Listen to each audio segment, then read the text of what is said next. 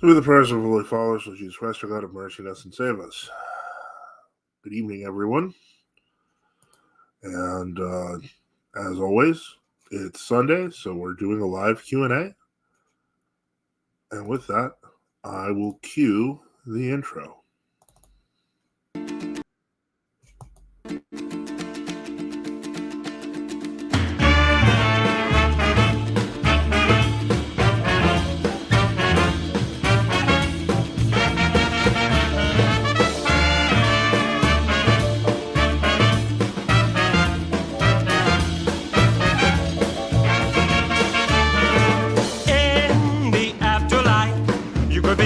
Serious strike.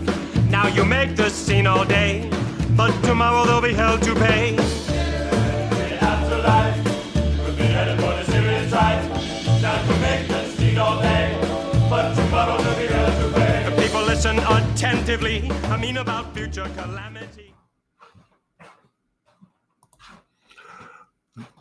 Okay, so we got some new intro music. That is probably going to continue for a bit. This will not be the last intro song that we'll put on, but yeah, let me see here. The Afterlife. Well, the song is actually held by Squirrel Nut Zippers, but yeah, that's what the song is actually about. Let's see here. Let's just move through the thumbnail. What game is it? I covered that. Bunk's Adventure. TurboGrafx 16, a game, by the way, I've never played. I just remember it.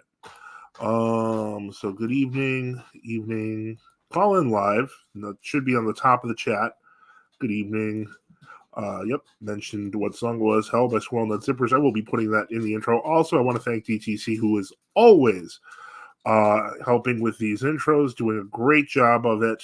And I will, I got to credit him, and I'll be putting a link to his channel as well. So, give him a follow if you haven't already. I know a lot of people have, which is great, but, the more the merrier.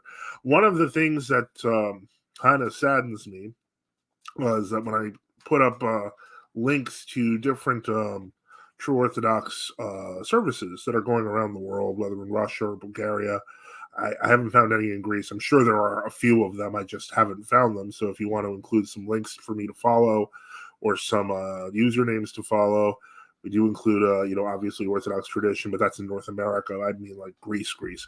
But yeah, so again, it's a live Q&A. Hey, all, glad I can catch this live. Awesome. And so, yeah, we're getting started with that.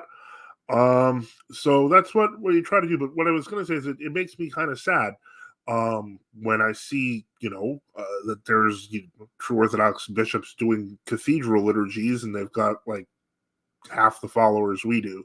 So let's give them all a follow. The best thing we can do, especially, I hate to say this, for the algorithm, is to kind of promote each other's stuff. And that's how we grow, and that's how we build. And so I will be, at least for the last time, good evening, everyone. God bless you. Good evening.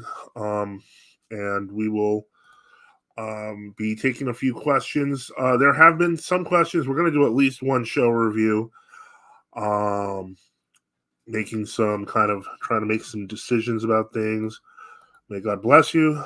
Good evening. And so we're going to get through those. So let me, for at least the last time for a while, I'm going to go into questions and show suggestions. And so let me see here. Let me see how far I have to go back. I'm going to skip the Western Rite one. I'm hoping Bishop Enoch can come a little bit later. If so, I can answer the question. It's not one that Western Rite is, and most likely when I give the answer to this, I'm going to be putting that clip on NFTU too. There are things that we should focus on, which is defending the Orthodox faith and covering the news that affects the Orthodox world. Obviously, it's a live Q&A, and we're going to get other questions and other ideas and other concepts and topics. And those are things that I want to kind of move to a separate channel, the NFTU2 channel, just because, I'd like talking about Lenten recipes. I mean, why not? But in any case, it's just not something that's commonly done. So let's see here. For some reason, the scroll is not working too great. Good evening, Atomic Lead. And so let's see here. So I'm going to skip the Western Rite question for now. I'm hoping Bishop Enoch comes in. If not, I'll answer it, maybe number 3 or number 4. Let's see here. This is one where there were some responses already. I'm going to throw in my my kind of thing here, and it was from Orthodoxia, Ethanatos, and so let me do that. Why is Chrysostomos of Florina a saint in the GOC when it seems most, if not all, true Orthodox hold to a Matthewite ecclesiology? There were kind of attempts to answer this, which is, I appreciate that, and it's good that there were, because there's going to be different takes on this. But ultimately, the kind of position that that's being referred to here is the period between the 1935 and the 1950 encyclical, where it wasn't clear that whether or not World Orthodoxy, or more properly the Church of Greece, had the New Calendar State Church of Greece had grace.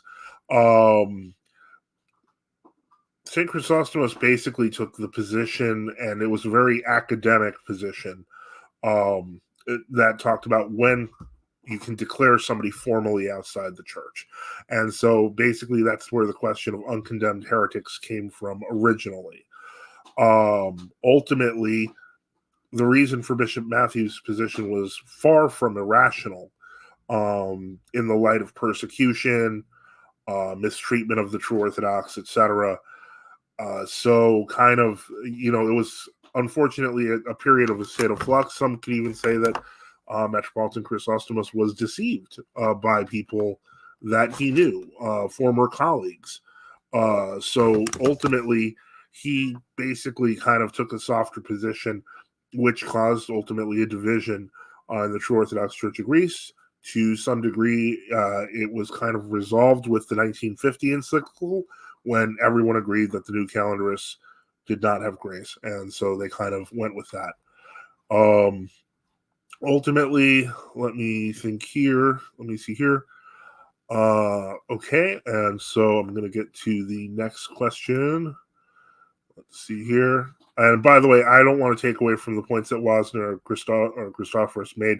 They had valid points to qualify that. The question of whether or not that's a Matthewite position, etc. So we'll get to that. And let me see here. And okay, I think the single-handed consecration thing, we're not going to really touch that, because the simple reality is single-handed consecrations and other invalid types of consecrations, or canonically deficient consecrations, have been corrected throughout the church's history. So we're going to leave that one out because it's not necessary. Okay. Well, here's a question in the chat. Good evening, Father Boniface. How did you discern that you wanted to become a priest? I didn't. In fact, I did not quite.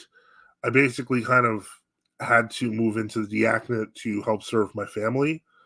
Well, at times I did think I the funny part was that it wasn't until I had no interest or even any concept that I was going to be made a priest, that I got made one.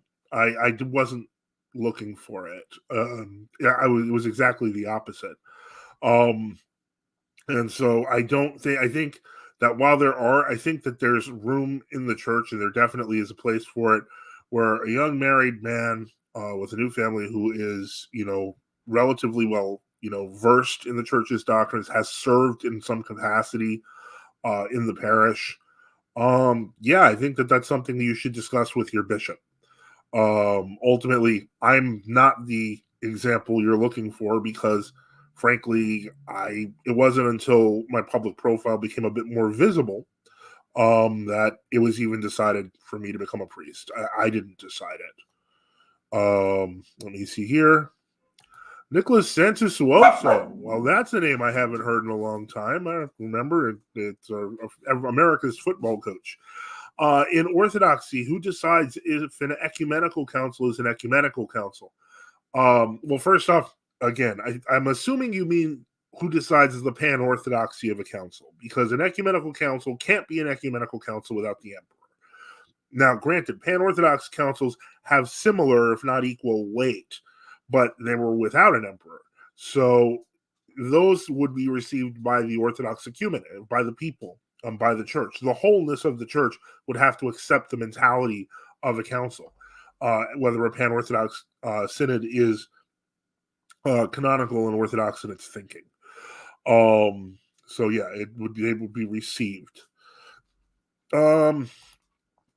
Norman says, what are your thoughts on converts immediately coming in with the desire to become a priest?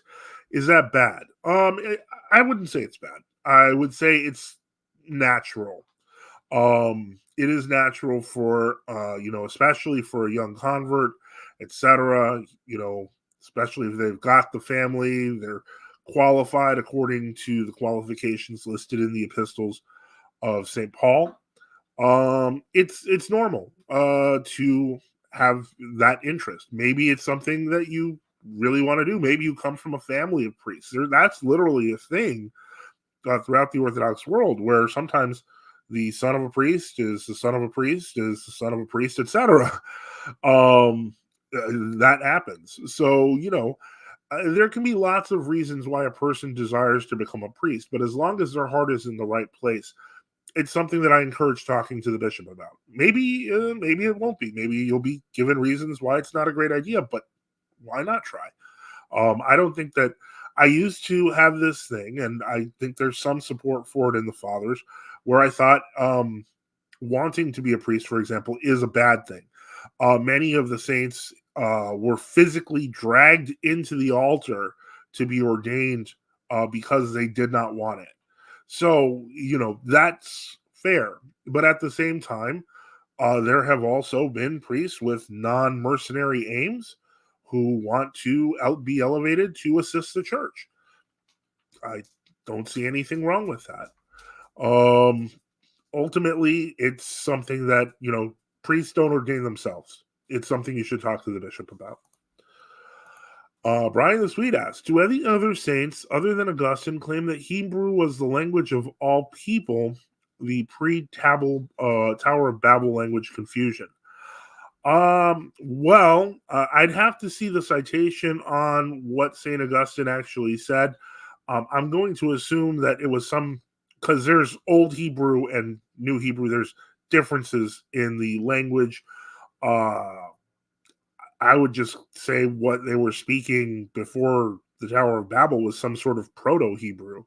But I don't even know what that language was exactly. And I'd have to take a look at the other fathers and what they say concerning the Tower of Babel. It wouldn't surprise me, but it certainly wouldn't associate it with modern Hebrew today. There are differences. Let me see here. Is Tsar Nicholas I a candidate for glorification, for a formal glorification? I'm the wrong person to ask. I would suggest asking true Orthodox Russians, and more importantly, true Orthodox Russian synods, whether that's something. Is there a reason? Do you believe a miracle occurred at your hands? These are things you have to tell the church. St. Photius had to be pulled out of the library to be made patriarch against his will, right? Yeah, well, he's the most glaring person I was thinking of, but he's not the only one by far. But yeah, he literally had to be forced out to be made a patriarch. Wasna says they were speaking KJV 1611. Yeah, that's funny. There is a local tradition in Georgia, at least I've been told, that it was Georgian. See, now if I wanted to get myself in trouble, I'd say, well, they kind of look the same with the squiggly lines. But I'm not saying that they're totally different languages. I really like Georgian script, even if I can't read it. Okay, and so let me see if I can get back to some more questions from this Discord. I'm going to encourage people with questions to reach out to me on either Twitter or Gab or the cafe for reasons that I will get into. Let me see here. St. Ambrose was forced to be consecrated a bishop when he was a layman, and he wept bitterly over it. And yet he's one of the great saints of the church in the West. So, yeah, I mean, granted, he was a very holy bishop, and he didn't want the job. But that was unfortunately what happened. Okay. What do you think is a modern example of the Tower of Babel? Well, I mean, when you put it just in the way, I think we have a lot of modern towers of Babel, even though I think they'll all be thrown down. And what I mean by that is that the Tower of Babel obviously was not simply an attempt to unite humanity, even though we are trying to do that. It was an attempt to to try to overthrow God by building a tower in the sky. Now, granted, we have towers in the sky and no one's overthrown God yet. So my guess is that, the towers aren't big enough, but it was the arrogance of the people and the presumptuousness and the ingratitude that caused them to be struck down. And so, if we look at the service text for Pentecost, we realize that Pentecost was the reversal of the Tower of Babel. So there's nothing wrong inherently with speaking other languages, learning other languages, etc., to spread the gospel, or to be called to unity in Christ. So that's not necessarily, I don't think of it that way. But I think in terms of what we deal with globalism, I think in terms of what we deal with kind of this arrogance when it comes to our belief, for example, in medical science, and that we've reached a level where we are capable of living forever, and so many big lies. I really don't believe that any of this is going to come true. But okay, Doogie. No, Doogie. Seriously. What is that? There's something in the wall. It could be a mouse, but mice don't usually have a drum rhythm. And so it sounds like someone playing with their fingers, but there's obviously no one there because that's the window. So, yeah, here you go, Doogie. You try to get in there. You go find him. Anyway, let me see here. And so, yeah, one of these days I'm going to try to get an extra chair in visibility so you can see the dog some more. I know that there was one place, there was some debate where there was a chair and the dog managed to show up. So yeah, Doggo will eventually make it to something. He's speaking KJV 1611. Yeah, that's what's happening. Adrian Wyatt writes, linguists all agree there was an original proto-language. Innovation required new words, as it still does. I feel that we probably have a squirrel in our wall. Oh, yes, probably. Somebody did that. Will we ever see your dog in the stream? As I did mention this, there was a debate where the dog did manage to show up, barely visible because my dog my wife's dog really is it's a black dog. So she's Yorkie poo, and she's very, very hairy. So it kind of looks like on camera, it kind of just looks like, I guess, like if Cousin It were black and you could just see like little beady eyes and then the rest is just a ball of fur. So it's not a very great view. Sprinkle some holy water on the wall, Father. I've left it downstairs. I'm not terribly worried about it. It would appear to have stopped. So, I'm not too worried about it. It doesn't bother me. I simply I didn't wanted the dog to stop barking ultimately, and she has. So let me see what else I can find here in this handy Discord chat. Let's see here. Yasha asks, what do you think of Elder Cleopa and St. Justin Popovich meeting together? Was there a close relationship between him and the Romanians? I don't think so. To my knowledge, there wasn't. I mean, St. Justin and the Serbians during the communist period were going through some of the worst treatment you could possibly imagine. I'll just put this question up. They were going through horrible treatment. The fact that they met somewhere isn't really much of a proof of anything. Unfortunately, this is something that is is used. I hate to say this by the evil one. I've talked to various people in World Orthodoxy, some I would even consider friends. And for that, to a large degree, I've been accused, not often, but I have been accused of perhaps being some sort of secret ecumenist. And that's regrettable. But unfortunately, if there's one thing I've learned is that you can try to say that you are being honest and truthful till you're blue in the face to a crowd, and there will always be one or two people who are just like, I don't believe you. And I can't help everyone in that sense. Orthodox Wasna says, if anyone can help me find this book, I would greatly appreciate it.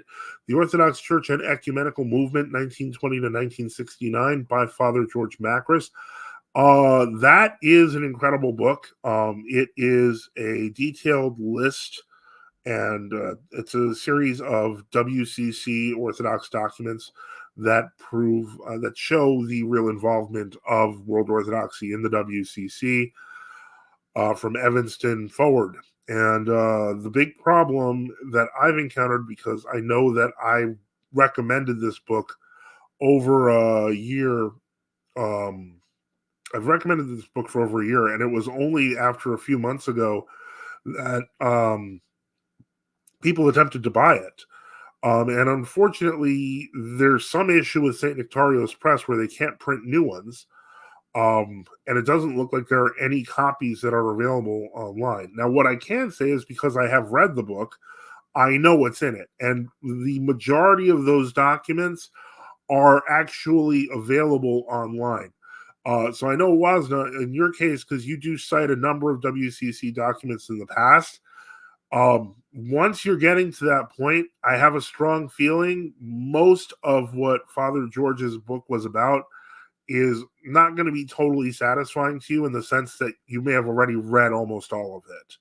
That said, it's a great coffee table book, and it's also a great book to give to somebody if they need help. The only problem is I don't know when it's going to be fully available. That's DCC says that, which I don't know. Adrian Wise says, languages are often used to make sure other people, including potentially hostile police, have difficulty in understanding. See London Cockney rhyming slang from the Poplar, Bow, and Whitechapel areas.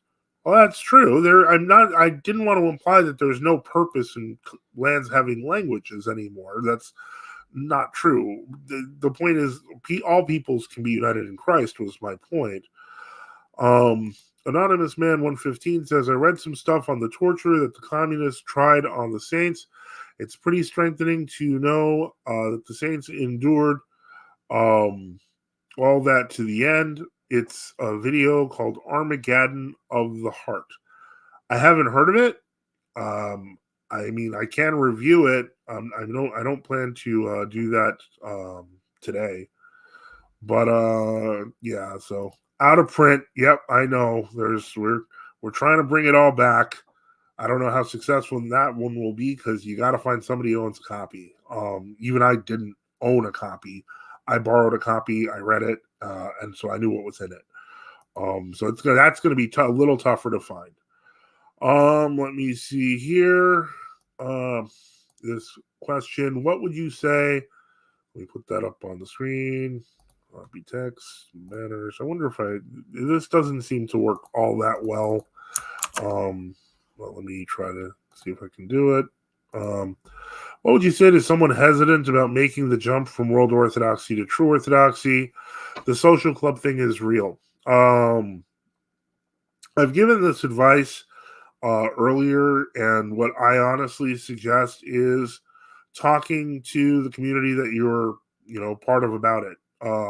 Unfortunately, if you don't know what to do, the best thing to do is confront the people you're around with what you've learned and the truth and see how they react. Sometimes that'll solve the problem because you'll get shunned. Other times it may actually, cause some people to think about it, and it may cause the priest to think about it. So you never know. But what you can't do is brush it off and pretend it's not there. That's just not the best way to go about it. Let's see here. Let me see here. By Gregory DeCoplite. Okay. Yeah. I'll try to watch it sometime. DTZ Saint Nectarius printed. They're true Orthodox. Yeah. I will say that there's nothing. There's some sort of mix up there. I don't know what it is. God willing, it gets resolved. Then maybe we'll see another copy of Father George's work. But I will say anyone who's well versed on WCC documents, especially the early ones going up to the 70s, has probably read everything in the work. The work was particularly valuable in the pre-internet era when most of those documents were hard to find. They're not hard to find anymore. Let me see here. Okay, and let's take a look here.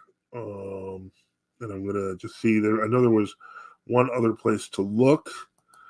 Okay, this. Yes. Let's see here. I know that I do have to call Father Mark Templay. God willing, I'll try to do that this week, so we can do a show about the crimes against the Orthodox in Russia. God bless you, and Reader John. And so let me see here. And somebody did ask for a show detailing the life and works of J.J. Overbeck.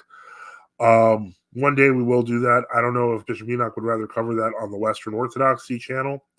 But definitely we have covered him. But yeah, we should probably do a dedicated episode. Let's see. So I got a video request from DTC here, and it is a Father Peter Hears video. So we'll live review it.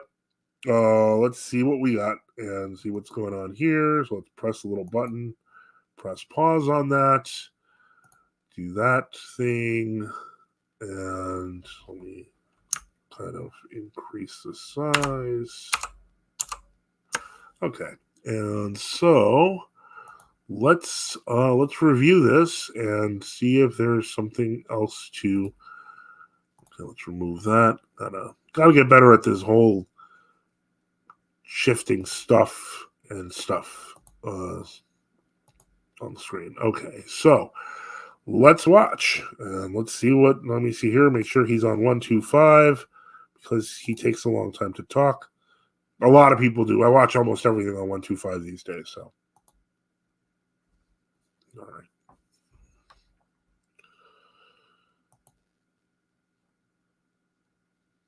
So let's look at this just real quick. So his problem is you've broken off Eucharistic communion, and yet you do not consider that you cause a schism or that we stand outside the church. So for him, this is impossible. But in fact, if you look at Canon 15, you'll see that that's exactly what has been created through Canon 15. And let's do that. This was held in 861 under St. Photius in the Church of the Apostles before the Ecumenical Council. This is Canon 15 of this so-called Second Council, is what it was called later on. And it's a large gathering with the papal legates from the West, and they're ruling on they're issuing canons. There's actually 3 canons that are related here to the whole situation because they had certain phenomena at the time, a lot of confusion, a lot of breaking of commemoration and communion of their bishops and patriarchs, and there was a lot of chaos. And they after the iconoclast 100 years of iconoclasm, of course, there was a lot of chaos, and so they have canons that are condemning those priests or bishops who, for non-dogmatic, questions that do not pertain to the faith, ceased commemoration of their bishops and broke off, they condemn those instances. Then they have Canon 15. It says the following, which is trying to say, well, yes, but we do have this case where breaking communion or ceasing commemoration is not condemnable. Actually, it's praiseworthy. When is that? That's really important. And why? Why is that something that's praiseworthy? And then if you understand the thinking of the fathers here, you're going to understand why Metropolitan Cyril's stance, which essentially is the basis for the church going underground, not continuing under Sergius, That's we got to understand why. On what basis can he have that stance? Because that's the stance that then justifies so much more going forward. And so we have to go into the mind of the fathers in the canon and try to understand why Sergius is wrong. Sergius is saying here there's things that are incompatible according to his mind. You don't call it schismatics. You don't say we're without grace. You see how you think very legalistically, just externally. And so there's no grounds for your schism, and yet you have no communion with us, and you don't consider us outside the church. So how does that work? Well, let's look at Canon 15 and see how it works. Now, I'm going to read the whole thing quickly because we have a lot to cover, so stay with me. The rules laid down with reference to presbyters and bishops and metropolitans are still more applicable to patriarchs. So that in case any presbyter or bishop or metropolitan dares to succeed or apostatize from the communion of his own patriarch, it's very important. There are brothers here who are justifying their stance against the entire Orthodox Church, saying that we need to break communion with everybody and anyone across the board, all around the world, whether they're my bishop or not. But this canon doesn't talk about anybody but his own bishop, his own patriarch, and fails to mention the latter's name in accordance with custom duly fixed and ordained in the divine mystagogy. But before a conciliar verdict has been pronounced and has passed judgment against him, creates a schism. All right, so let me say that again. In case any presbyter, bishop, metropolitan succeeds or apostatizes from his own patriarch and does not commemorate him, and before a conciliar verdict, before a council has happened, he pronounces judgment against him, he creates a schism.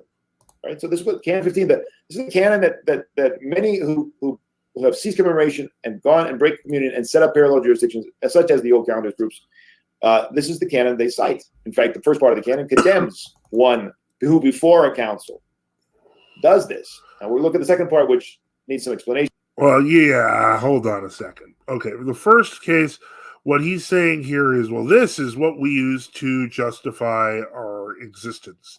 Canon 15. No, Canon 15 exists so that those who break communion from a heretical bishop have the right to go under a right-believing bishop. This is the part he leaves out. It's not like the idea is that you're trying to restore canonical order, not destroy it.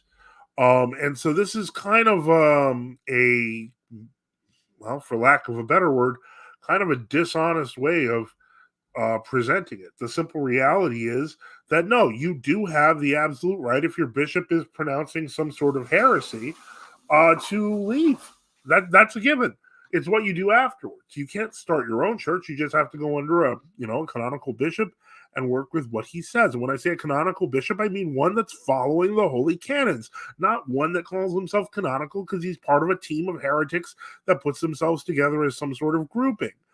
And further, I'm going to tie this a little bit further that let me note this because this is kind of important.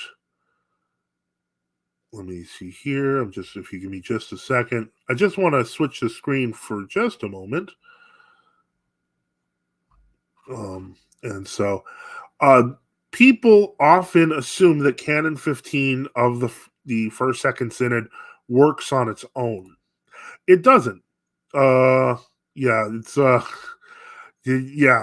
doesn't actually work on its own. I'm going to show you real quick from the rudder, if I may. Give me a moment.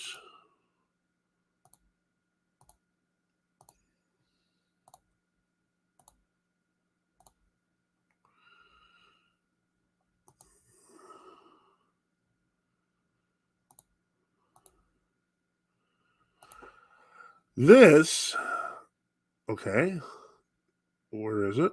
Let me see if it's going to pop up here. Okay, I don't know why I didn't do that. Share. Okay. This is the text of the first canon of the Third Ecumenical Council. And so I'm going to just increase the size here to make it nice and big so people can read it on the screen. But if you look, Canon 15 of the First Second Synod is actually based on the Third Ecumenical Council, which anathematized Nestorius. Now, there's a reason that I'm bringing this up, because one of the things certain apologists like to bring up is, well, what about the case of Nestorius? They didn't break communion immediately with Nestorius. Fun fact, not only did they break communion with Nestorius, but the canonical response from the Third Ecumenical Council is the very basis of Canon 15. And so I'm going to read Canon 1 and then the interpretation. It says, since for those who any reason, whether of an ecclesiastical or physical nature, are absent from the Holy Synod and remained in their own town or district, ought not to be left in ignorance of the Synod's regulations regarding them, we make known to your holiness and love that if any metropolitan of the province has apostatized from the Holy Ecumenical Synod and joined the assembly of the apostasy, or has joined it thereafter, or has adopted the sentiments of Celestius or intends to adopt them, he shall have no power whatsoever to perpetrate anything against the bishops of the province, being already expelled and stripped of every function in all ecclesiastical communion by the present synod. Moreover, he shall be liable in any case to be expelled from the rank of the episcopate by those very bishops of the province and by surrounding metropolitans who adhere to the beliefs of orthodoxy.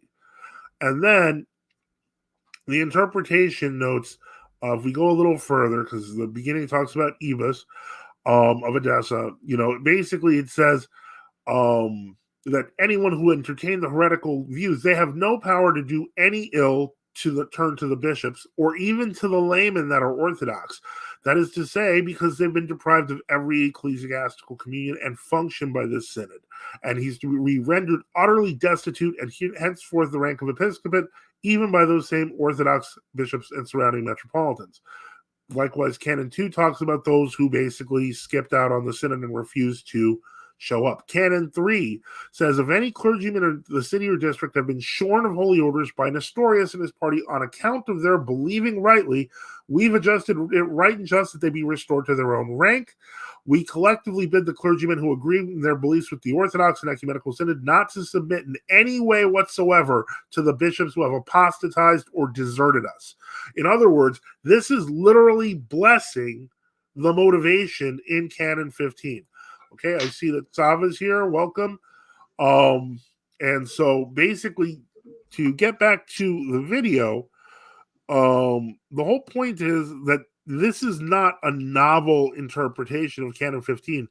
Canon 15 is, in fact, using previous canonical precedent to establish what the right thing to do in the face of the apostasy is. And ironically, the main example you can find in the councils is the Third Ecumenical Council involving Nestorius, which is why it's a little bit on the devious side to kind of use Nestorius,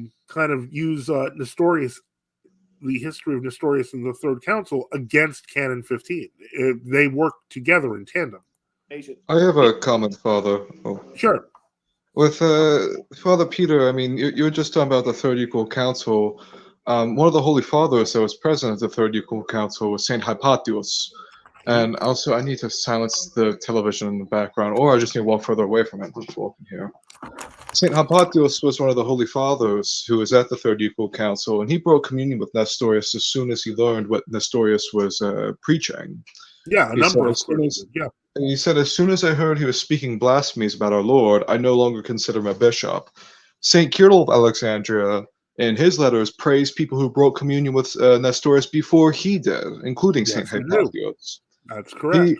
The entire opening first act of the Seventh Equal Council already considered the iconoclasts to be outside the church. It didn't say, okay, now the iconoclasts are outside the church. They were already outside the church. They already said in the first...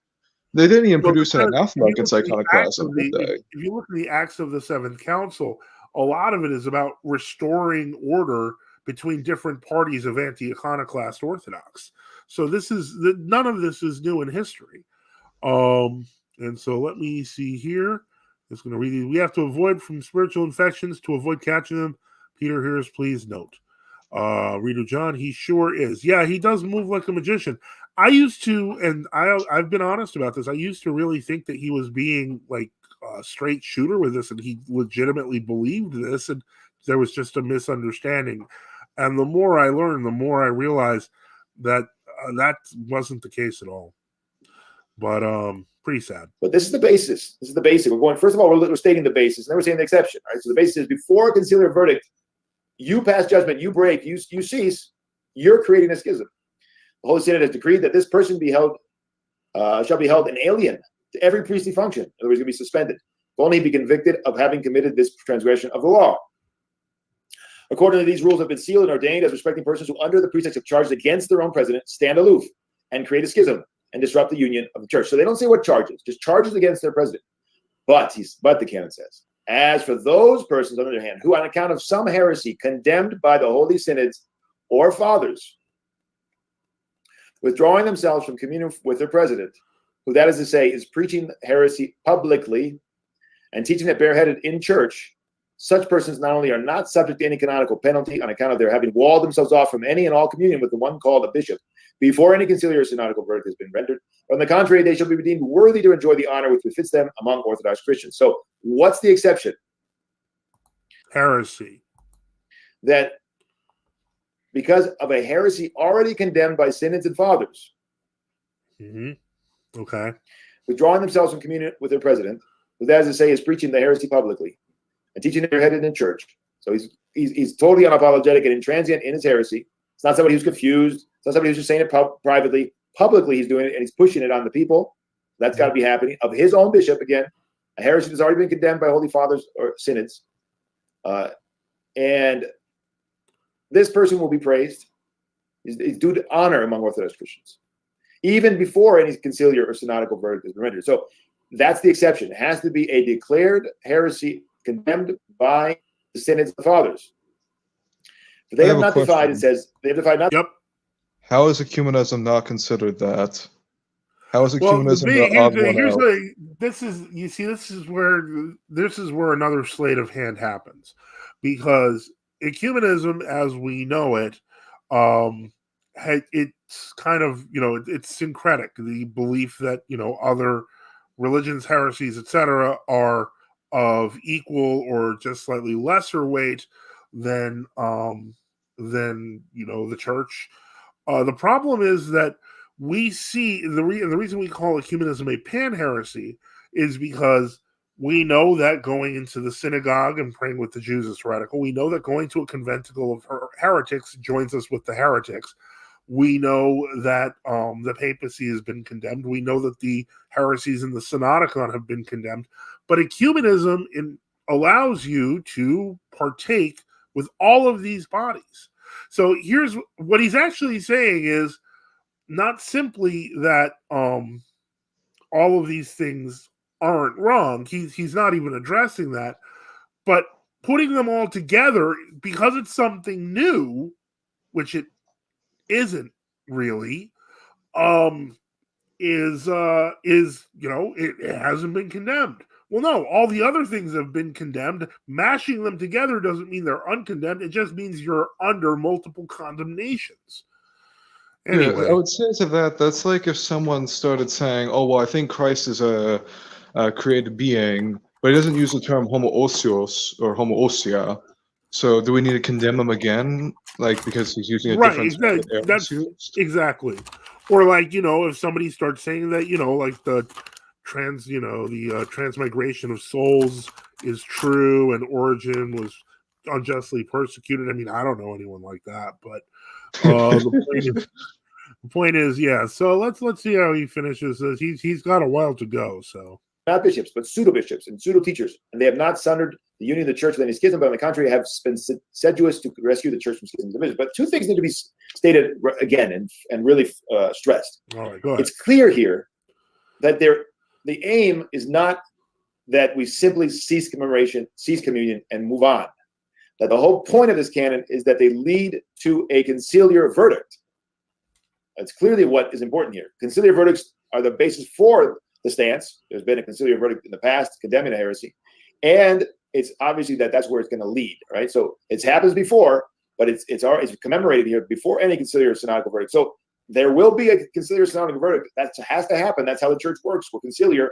The problem is that there have been conciliar verdicts, but more importantly, even if that wasn't the case, not every heretical schism has led to a conciliar verdict.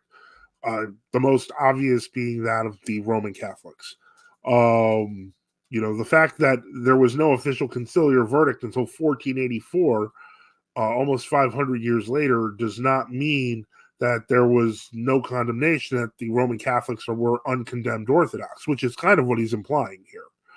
But in any case, we'll let him continue. And so it's going to lead there. That's the point of the stance being praised, that it will lead to this, and therefore there will be peace in the church, because there will be a decision that cannot be gainsaid if it's, of course, following the Orthodox faith, on the basis of the Orthodox faith.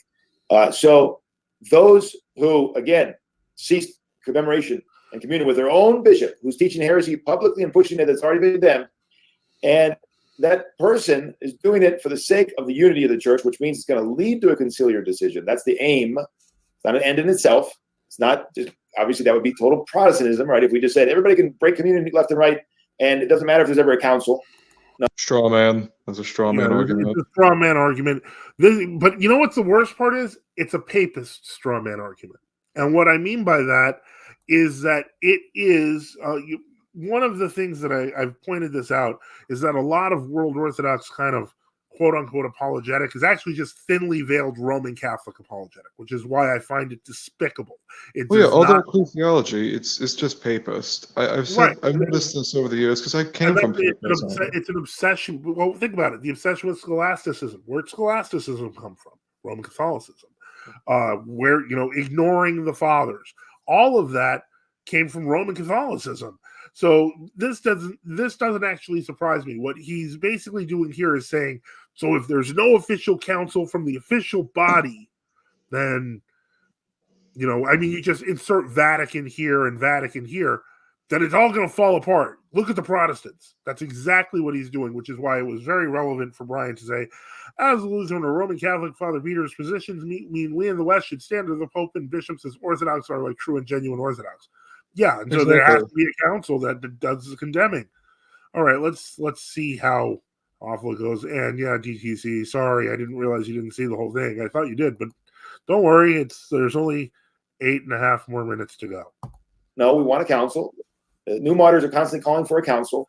That's how the things are solved. And the new martyrs were actually calling for people to flee the patriarch first, but to flee the Surgeoness first. So no, that's not true. So that's 2 words on the canon. Now, going back to Bishop Sergius, why is his analysis incorrect? Why can't he figure it out? So he doesn't have in mind this canon, or if he has it in mind, he's not interpreting it properly. He would say, well, this is what I'm doing. He's clearly not recognizing as a heresy or as a delusion, a teaching that's been condemned by the fathers. And on one level, he's right, because every time there's a new incarnation of a delusional stance, it's new. So it needs a conciliar decision. This will need a conciliar decision as well, as we said. But the stance of saying we're going to separate from you, not condemn you, because we're not the council to condemn you and say you are a heretic. But we're going to separate from you to protect. Did he call St. Cyril of Kazan's position delusional? Just wondering about that. I think you're saying heresy is delusional. I don't know. All right, well, we'll keep going and see, but that's what it sounded like to me. The church from your delusion, and this is in fact, in those days, this was the only real weapon they had. They couldn't do much more because of the communists. So they were breaking off communion precisely to do whatever they can to bring an end to the innovation and the delusion, the usurpation of power, and the distortion of the ecclesiology of the church. And yet they're not passing judgment. They're not saying that you're outside the church. They're not saying that there is created a schism. They're saying this needs to come to a council and it needs to be solved. I think it's totally in the spirit of the canon. That's the narrow path. So what he's saying is that what really should have happened is, under the Soviet period, the true bishops should have just met with the Surgeoness bishops in council, where they probably would have been arrested and gulagged. That's what it sounds like to me. But anyway, we'll see. That the canon sets out. Huh? It's not. He might also be falling into that same trap that a lot of people, because St. Cyril of Kazan, in one of his epistles, one of his early epistles, he wrote, well, I don't know if Sergius is a schismatic or not. And people read that epistle from like 1936 and like, oh, well, look at that. The Catacomb Church didn't condemn the Surgeonists. They thought the Yeah, Surgeonists were part of the church. But by 1941, he's like, no, Sergius is schismatic. The yeah, Moscow Patriarchate, the Red Church, didn't have grace. They were clear later on. So yeah, you can the very example of St. Cyril that he picks is incomplete simply because of the fact that he doesn't take into account. Oh shoot, he doesn't take into account what. So he's not St. he Cyril doesn't have in said. mind this canon, or if So this implication is absolutely ridiculous. But he has it in mind, he's not interpreting it properly. He would say, well, this is what I'm doing. He's clearly not recognizing as a heresy or as a delusion. It's a conciliar decision. This will need a conciliar decision as well, as we said. But the stance of saying we're going to separate from you, not condemn you, because we're not the council to condemn you and say you are a heretic. But we're going to separate from you to protect the church from your delusion, and this is in fact, in those days, this was the only real weapon they had. They couldn't do much more because of the communists. So they were breaking off communion precisely to do whatever they can to bring an end to the innovation and the delusion, the usurpation of power and the distortion of the ecclesiology of the church. And yet they're not passing judgment. They're not saying that you're outside the church. They're not saying that there is created a schism. They're saying this needs to come to a council and needs to be solved. I think it's totally in the spirit of the canon. That's the narrow path that the canon sets out. It's not an end in itself. Metropolitan Cyril is in the right and is following the spirit of the canon because he's aiming toward a conciliar decision. He's aiming toward a solution in council ultimately, and he's not pronouncing a judgment as if he's the council and the infallible voice of the church. And this is the balance one has to keep if one is going to walk that path, which is a very difficult path. Notice it doesn't say must cease the president, communion with the president. doesn't say much. As for those, he says, who withdraw themselves from such a heretical teacher. There's that evil argument that I was talking about. The people who say there's an imperative implied in this canon, there's an imperative implied in the Third Ecumenical Synod, there's an imperative implied in the tradition of the church. When you start saying it doesn't say must, you're basically telling people to tolerate heresy, which is the exact opposite of what the thrust of the canon is.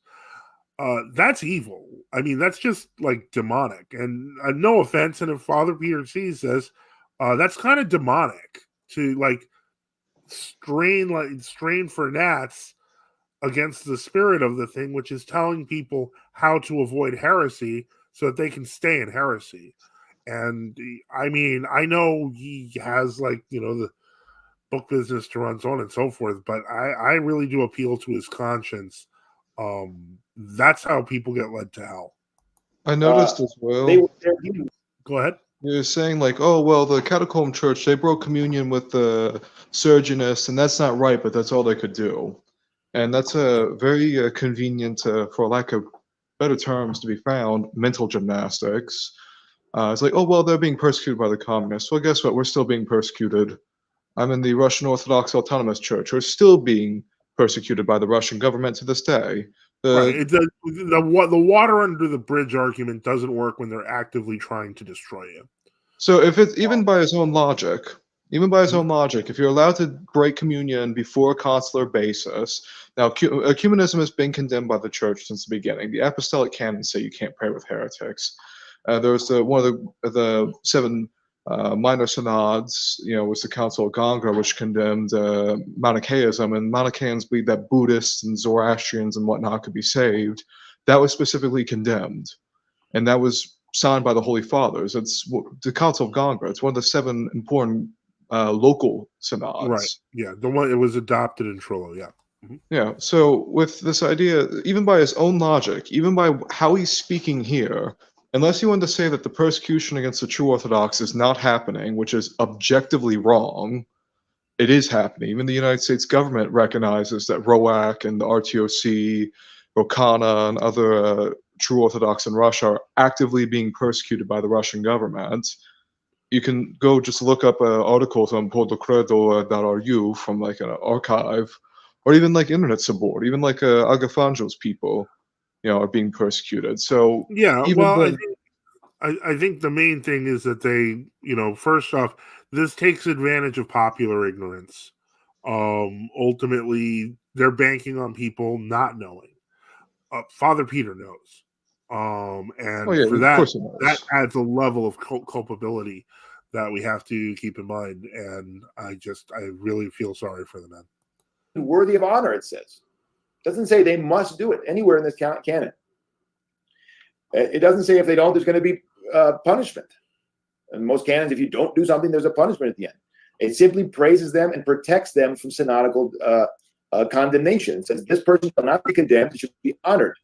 And of course, the solution to that now rift between the cleric or the bishop or the patriarch is going to have to come through a council. So that's the spirit of the church in the canons. That's why St. Cyril's in the right, and he's not in the right. If he holds that St. Cyril's in the right, he should hold it consistently, because St. Cyril decided eventually that Sergius was schismatic. So, but he's not going to do that, of course. Paul and Sergius, because his stance is papal-like. His stance is, I will decide, and you are. Instead of saying we have a rift now between us, let's come together as a church in council and solve this. None of that. There's none of that from Paul and Sergius. And if people are doing it today in the same way, if there are local churches or groups of Orthodox who are doing the same thing, saying you are a heretic, you are deluded, you are condemned, and they just get up and walk away, even if it's a local church, because a local church should not be satisfied. If it's a question of the faith, should not be satisfied with its own decision, but should bring it to the larger church, and there should ultimately be an ecumenical council. So there should never be this complacency. We have condemned, we have ruled, we have defrocked. It's over. That's not a responsible position. It's a papal-like decision, especially coming from only one bishop, of course, and a tiny portion of the hierarchy of the church in Russia. So hopefully I've explained why he misses it. He might be correct legally, but he misses the whole spirit of the canon. I think that's why. I hate the fact that he says he might be correct legally, because that implies that the anti-canonical actions that Sergius did were correct legally. And no, they were not correct legally. Based on historical facts, based on the persecution of the catechumenics, they were not legally correct. But the fact that he says that they were legally correct means that even at some base level, he's justifying the persecution of the catacomb church. The catacomb church he's supposedly teaching people about. Well, think about what the saints of Holy Rose say, especially a lot of the catacomb confessors and whatnot. Like, I think it was Saint Agatha, who was a fool for Christ. The Sergius came to her all the time, and they said, oh, why don't you go with Sergius? He hasn't done anything uncanonical. He hasn't preached anything heretical. And St. Agatha said, no, he is worse than a heretic, because the church is a fake church. It's a parasynagogue, which I think St. Basil even said that a parasynagogue is worse than schismatic or heretic. It's a parasynagogue. Well, yeah, a parasynagogue lacks any sort of concept of authority at all. It's basically considered like an ecclesiastical anarchist group. Well, in this case, the authority of the Moscow Patriarchate was the anti-Christian Soviet government. Yeah. So, it was not a legal entity. I mean, they did break all sorts of canons, but St. Agatha explains it was worse than heresy, what Sergius did. Worse than heresy. Okay. Don't forget, everyone, you can call in live with your questions or comments with the link at the top of the screen. Brian the Swede says, a council of my heretical bishop I'm supposed to stay under tells me he is heretical. I wonder if you would disagree with St. Maximus the Confessor when he corrects the heretics for thinking local synodal councils are fully binding to the church, granted their orthodox proclamations. Probably. Cowardly. Unbelievable. By his logic, he just condemned the Russian church abroad. Yep. Rokor said hundreds of times that the Russian church was the catacomb church, not the MP. Father Peter is just being nuanced and charitable. All right, so let's finish this one up. I think going forward, you're going to see why St. Cyril's in the spirit of this canon. Now, some people get hung up, and this is a point of debate, about, well, it has something like ecumenism already been condemned in council? Not as such, not as this particular incarnation of this delusion. It's never been condemned in council. Not in this particular incarnation of this delusion. What Father Peter is asking for is kind of the impossible standard. He wants to make sure that this is going to be a pan-Orthodox condemnation of modern ecumenism, even though all of the things that constitute ecumenism have already been condemned in many cases for centuries. Well, I guess we need also a ecumenical council to condemn Jehovah's Witnesses, because it's a different version of Arianism. Exactly. And you need, we definitely need to create a new council to condemn Mormonism. And then we have to have a council to condemn all the stuff in the new councils for the, you see what kind of legal stupidity this gets into. But in this case, he wants a ecumenical council to condemn ecumenism that will be held by ecumenist bishops. Right. So well, that's the grand joke of it, because 2016, he calls a robber council, but he recognizes all the bishops running the robber council. Yeah, I mean, like the ecumenists, it's like, okay, this is going to run in. It's already happened. Some real, we've investigated ourselves and found that we did nothing wrong situation. Yeah, exactly. Do you think Bartholomew and all these other ecumenists are going to get to this council and be like, well, I guess we're heretics. We're going to depose ourselves now? Because Father Peter's situation, he doesn't think the true Orthodox are actually Orthodox bishops. So there's not going to even be Orthodox bishops who actually be preaching orthodoxy at such a council. Yeah, Debt to Compromise asks, what's the video timestamp? 1341. If you're wondering, 13 minutes 41 seconds. Mental gymnastics, Lord have mercy. Hello, reader John. God bless you. And let me see. Oh, gee whiz, nuance is the word that's used by people who are so full of facts they blind themselves from the truth. Actually, it's a Michael Lofton joke, because he was for a while making constant, demands that everyone has to be more nuanced and charitable. This is Mrs. Incredible Level Mental Gymnastics. I can't comment because I'll be honest, I actually don't think I've actually seen the full Incredibles movie yet. But anyway. That is the distortion of the one holy Catholic and Apostolic Church, the distortion of our understanding of the body of Christ, the blasphemy of claiming there's two churches there, or there's a church that's filled with heresy, or there's a partial church. All these kind of theories that we have, two lungs, the same body theories, all these heretical theories that are we're trying to pass off as orthodox. These things are new. Does that mean that we don't know if they're heresy or not? Of course we know they're heresy.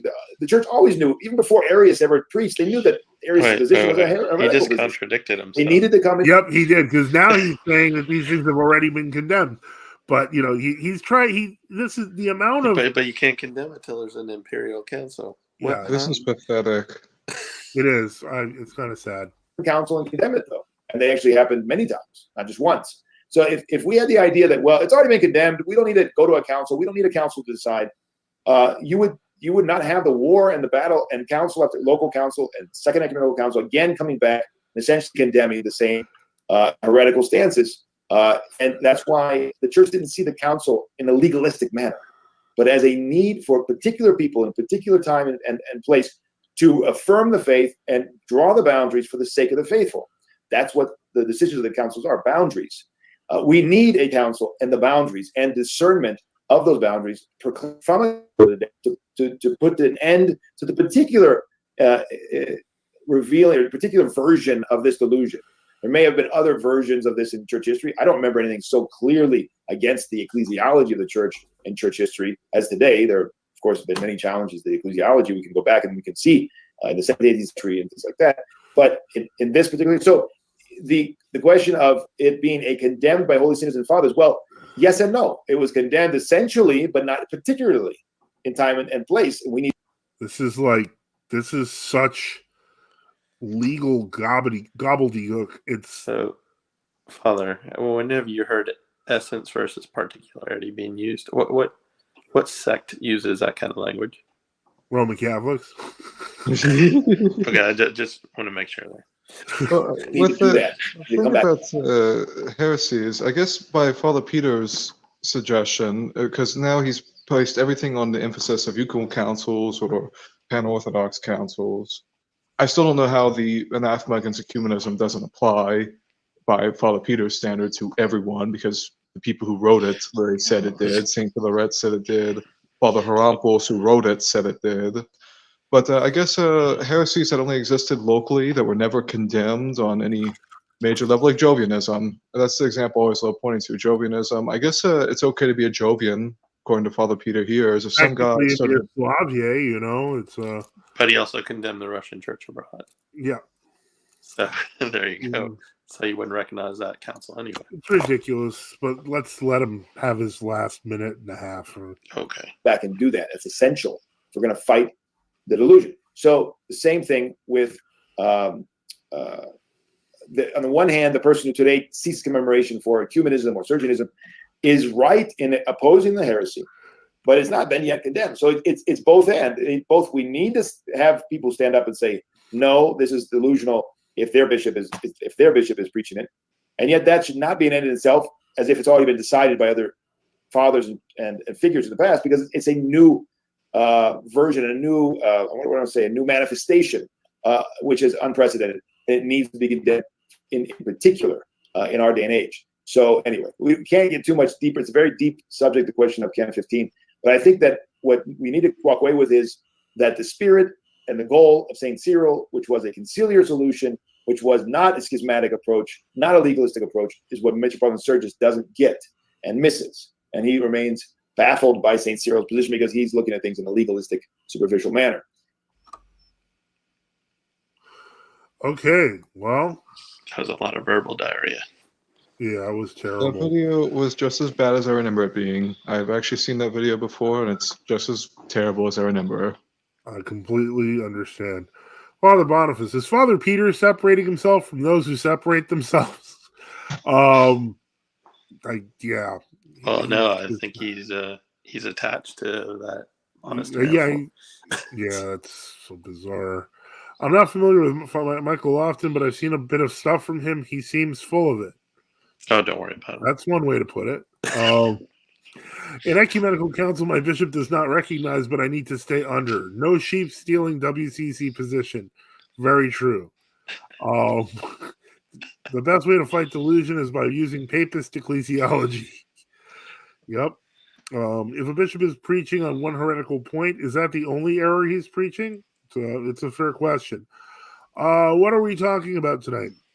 Well, actually, now that Politica Enoch's in the chat, there was a Western Rite question that we had. So if you want to pop on, we'll get to that. But we were reviewing this Father Peter Here's video that was suggested to review, and that's done. So in any case, hopefully Bishop Enoch will be able to show up for a few moments. Let's see here. Again, this is the live Q&A, so anyone can call in just by using the link at the top of the chat in the YouTube. So let me see here. I think that might be all that was in there. Let me double check. Yeah, that's pretty much it. Let me see if there's any new. Okay, it doesn't look like there's any new show questions. Okay, so when I heard Father Peter's voice, it just got to be in my bonnet because, I mean, the whole fighting from within crowd is pinning their hopes on somebody that's trained and spent a lot of time under the State Church of Greece and has been under the ecumenical patriarchate and rejected by Rocor MP, I should say. Yeah. So I don't know. There's a bunch of cognitive dissonance there. And then Bishop Enoch did mention a lot of accelerated ecumenical meetings between the MP and historians and monophysites in the past few weeks. That's true, and that's something worth talking about. Yeah. Definitely. Adrian White says the 1484 Council was styled ecumenical. Those whom it condemns, strictly speaking, are most accurately referred to as Romanists, not Roman Catholics, as Kamiakov and Vladimir Moss both affirm. Yeah, I mean, I like the term papist personally. I'm not. I don't mean. Roman. Yeah, my point is this: if I use the term Roman Catholic, I'm not affirming their Romanity, nor am I affirming their Catholicity. It's just a name. Just like I don't believe Jehovah's Witnesses really are witnesses to Jehovah. It's a pronoun. I don't believe that Church of Christ people are actually in the Church of Christ. It's a pronoun. Yeah. Or proper talk about punishment for crimes during the Byzantine Empire. That would be an interesting program, but it has its own kind of thing. It would not Reader be John is popular. correct. There's simply no even semi-organized group of bishops in the MP who are publicly anathematizing ecumenism. Their hierarchy is simply given in. I would say that their hierarchy has, for the most part, they endorse it. It's basically an array of lower clergy, lay people, and the occasional bishop, maybe 2 or 3 at most. Maybe. Well, I'll say that. I'll say Using it this. and everybody knows. How dare you? Okay, go ahead. I'll say this without diving too deep. When you look at bishops and you see all these things going on, just remember that silence is complicity. Yeah. As St. Gregory Palamas says, the silence of clergy is atheism. Yes. Yep. And so... and this is why Salvus gets paid the big bucks and I don't. With Fighting Within, it's interesting. I've seen all this before because I was with the Roman Catholics, Novus Ordo, and I became I went set of provincialist, SSPX, and I realized SSPX people and a lot of the Tradcath people of that group, they're just thinking, oh well, we're gonna wait for a traditionalist pope to come in. Well, okay, we can look at it. It's like they've since Vatican II, they've had anti-tradition popes. They elect anti-tradition cardinals, and then they elect anti-tradition popes. The cycle just keep continuing. Yeah, so it's a pipeline, right? It's a funnel. The way I look at it, and I guess it's kind of a weird way to look at it, but it's like the Tradcasts put themselves in a cryo chamber. And we know what happens when somebody dies and they put themselves in a cryo chamber. They ain't never coming back. So the bodies end up decomposing and stuff. So All right. Yeah. Let me see here. I'm gonna get to the question. Vladika Enoch Benedicite. I'm glad to see you're here. If Benedicite. Let me see here. So I guess I'll put this question that we got. That was we were going to talk about this. Come again? It's Ezekiel. First of all, Benedicite. It's good to see you all. Hear from you all again. Okay. And I also had my own comment about that. About the working within thing. Okay. And I don't want to be. I'll try not to be too blunt, but I guess I can't. Whenever you really think about it, it's basically just an excuse to kick the can down the road. Because when you ask what working within is and whatever answer they give, the only response you need to have is, what do you do if that doesn't work? And then the working within types will simply just use a circular logic. That's just, we keep working from within, you keep praying for the clergy, blah, blah, blah, blah, blah. It's essentially just a self-perpetuating thing that's just an excuse to not do anything. So if you were outside looking in, wouldn't you call that spiritual abuse?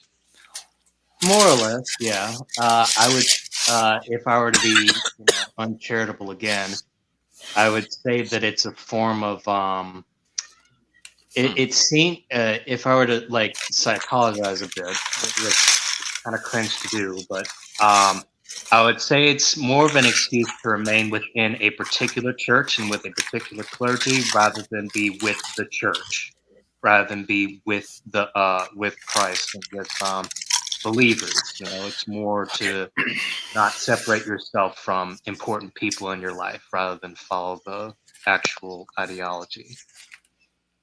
So that's Sorry, I was trying to. Go ahead, Vladika. Sorry, I was trying to find my camera, but I can't. So never mind.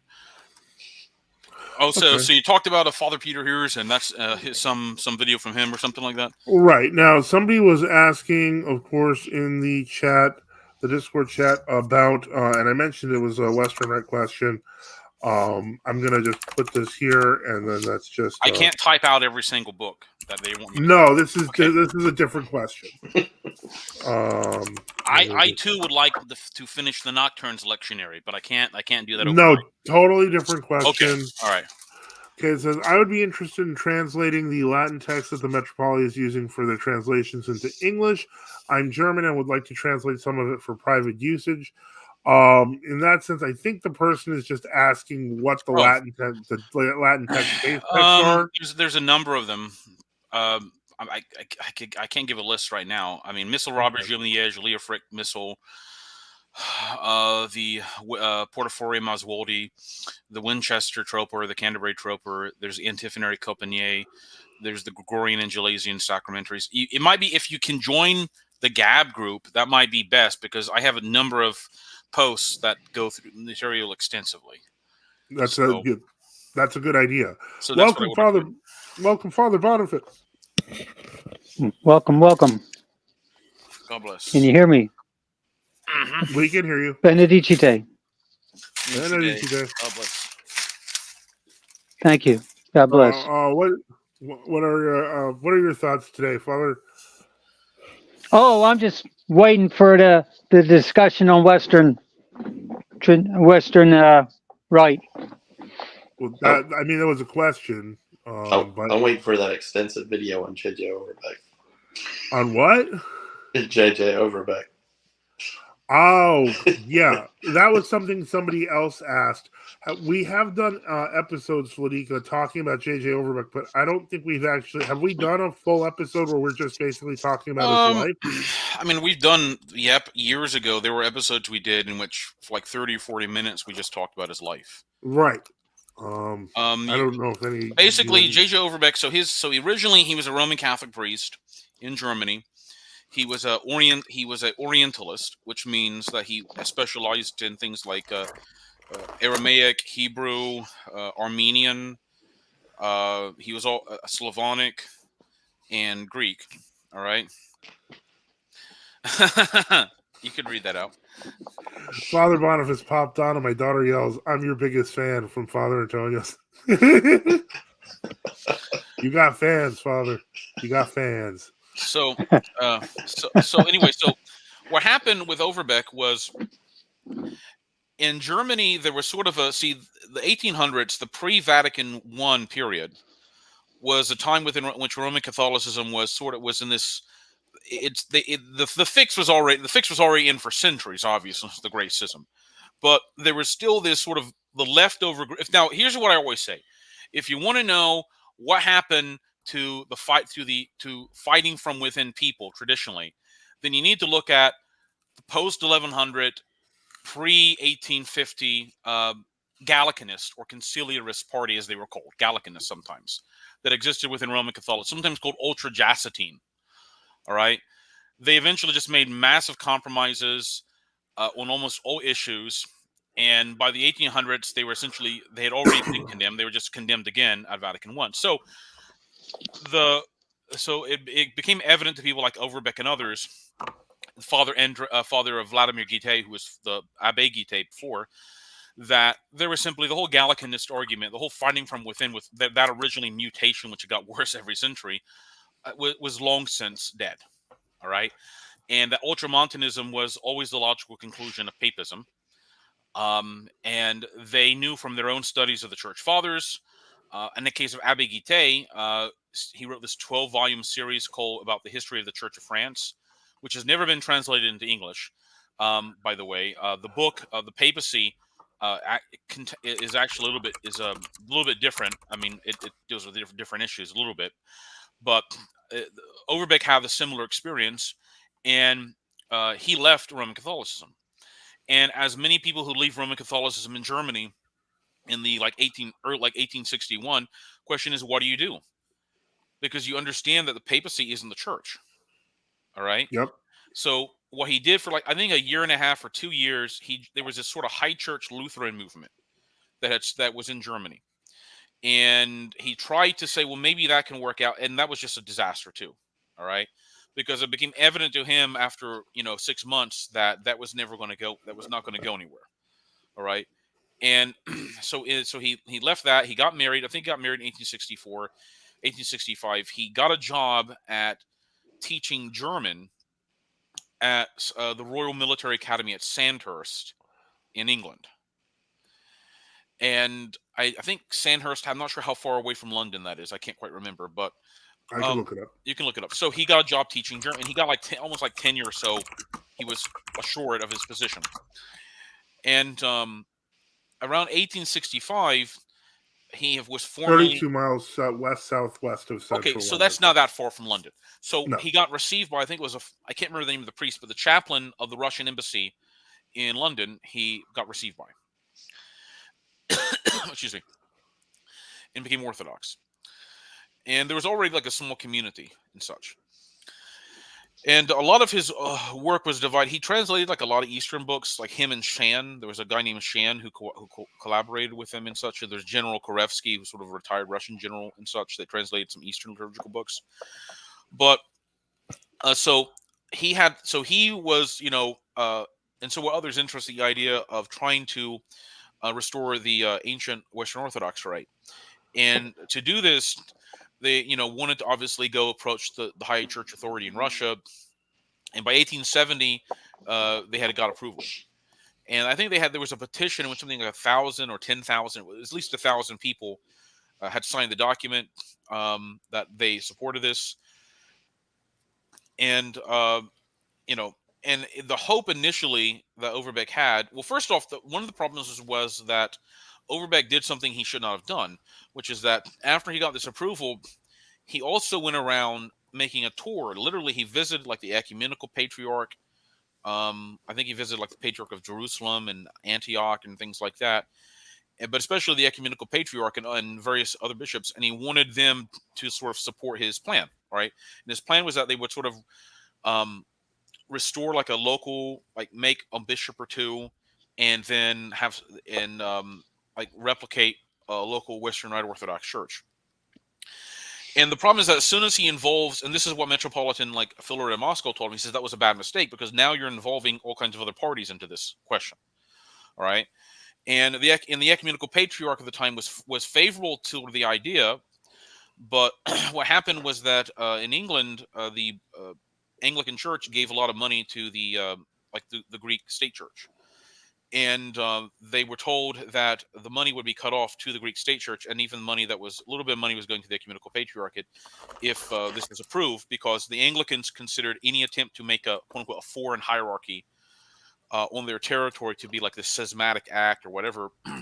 I think the Greek church was more interested in the fact that they were receiving, funds to keep the buildings in shape and such, because Greece was like a very, very poor country. So that really wasn't going to transpire. And the other problem was that there are people in the Russian church who said that because J.J. Overbeck had been married after he was ordained a Roman Catholic priest, this created a disability for him to become an Orthodox priest, which doesn't make a lot of sense fundamentally, but there were still people in Russia who tried to maintain sort of a semi-scholastic position on holy orders, which is always a bane of Russian church history since the 1750s or so. So it was just one bureaucratic nightmare after. So they got the approval. Abbé Guité actually celebrated the Gallican Rite several occasions in Petersburg, in Moscow, and in a few other places. But the other point was that Overbeck was a very abrasive person too. And he was invited, for example, initially there was this, he was told that, well, maybe we can convince like the Utrecht Old Catholics to en masse convert to Orthodoxy, because a lot of people in the Orthodox Church thought, well, they've had the Old Catholic breakaway from Rome. Utrecht had actually technically broken away like in 1727 or whatever, but over different issues. And they thought, well, maybe this is going to go in a positive direction, because the idea was that, look, if you're going to be this old Catholic union of churches, and you're not going to be part with the Roman Catholic Church, well, then who are you going to say is going to be the true church? You have to say, are you the true church alone, or is it the Orthodox, or what have you? So they had this conference called the Bonn Conference in 1877. And Overbeck was invited. He was invited by the Russian church, because he was I think he had already been given like a doctorate by the Kiev Divinity Academy or something like that by that time. He had his own doctorate, one or two doctorates before that. And Overbeck had sort of made this point that the Bonn Conference, which was supposed to be this meeting between Orthodox church representatives and the Old Catholics to discuss will the Old Catholics like accept Orthodoxy. That's essentially what it was. And Overbeck's made a point that he would go, but he says the Anglicans cannot be allowed to show up here. We cannot have any influence from this Protestant Church of England, because if they do, they're going to how do you say, run cover. They're going to disrupt the meeting in various ways, throw wrenches and things. So the ecumenical patriarch invited the Anglican representatives, and which they weren't supposed to do, and they showed up at the last moment. And they didn't tell anybody about it. So at the meeting, they were able to convince the old Catholics that they shouldn't have the filioque in the creed, and they were able to convince them something like they accept St. Maximus's interpretation of, St. Maximus's letter to Marinus or something like that. But it was made pretty evident by that meeting, and there was another one the following year, that they weren't going to simply fold and say, well, the Orthodox Church is the true church, and we're joined, etc. And at that point, Overbeck was like, this is not going to go anywhere. It's going to be individuals that are going to join us from them, but we're not really going to be looking at a large scale movement at this point.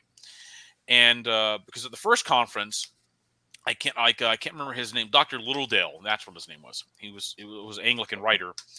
And he got there and he basically was like, oh, you don't have to accept the veneration of icons, and you don't have to accept this. And one thing, it was sort of like he threw like a bunch of patristic quotes, and it sort of gave cover to to not join, even though it was strange because technically the old Catholic Church at the time accepted the Seventh Ecumenical Council. Right. But it put enough doubt in their minds as to create problems at the meeting. So Overbeck was like, oh, this is not going to work out. General Korevsky still thought, well, and some of the Russian bishops still thought, well, maybe you got to give them more time. Maybe it will be like this mass movement. But Overbeck's point was that that's not going to happen. You may have one or two bishops or maybe some priests join, and that's basically what's going to happen.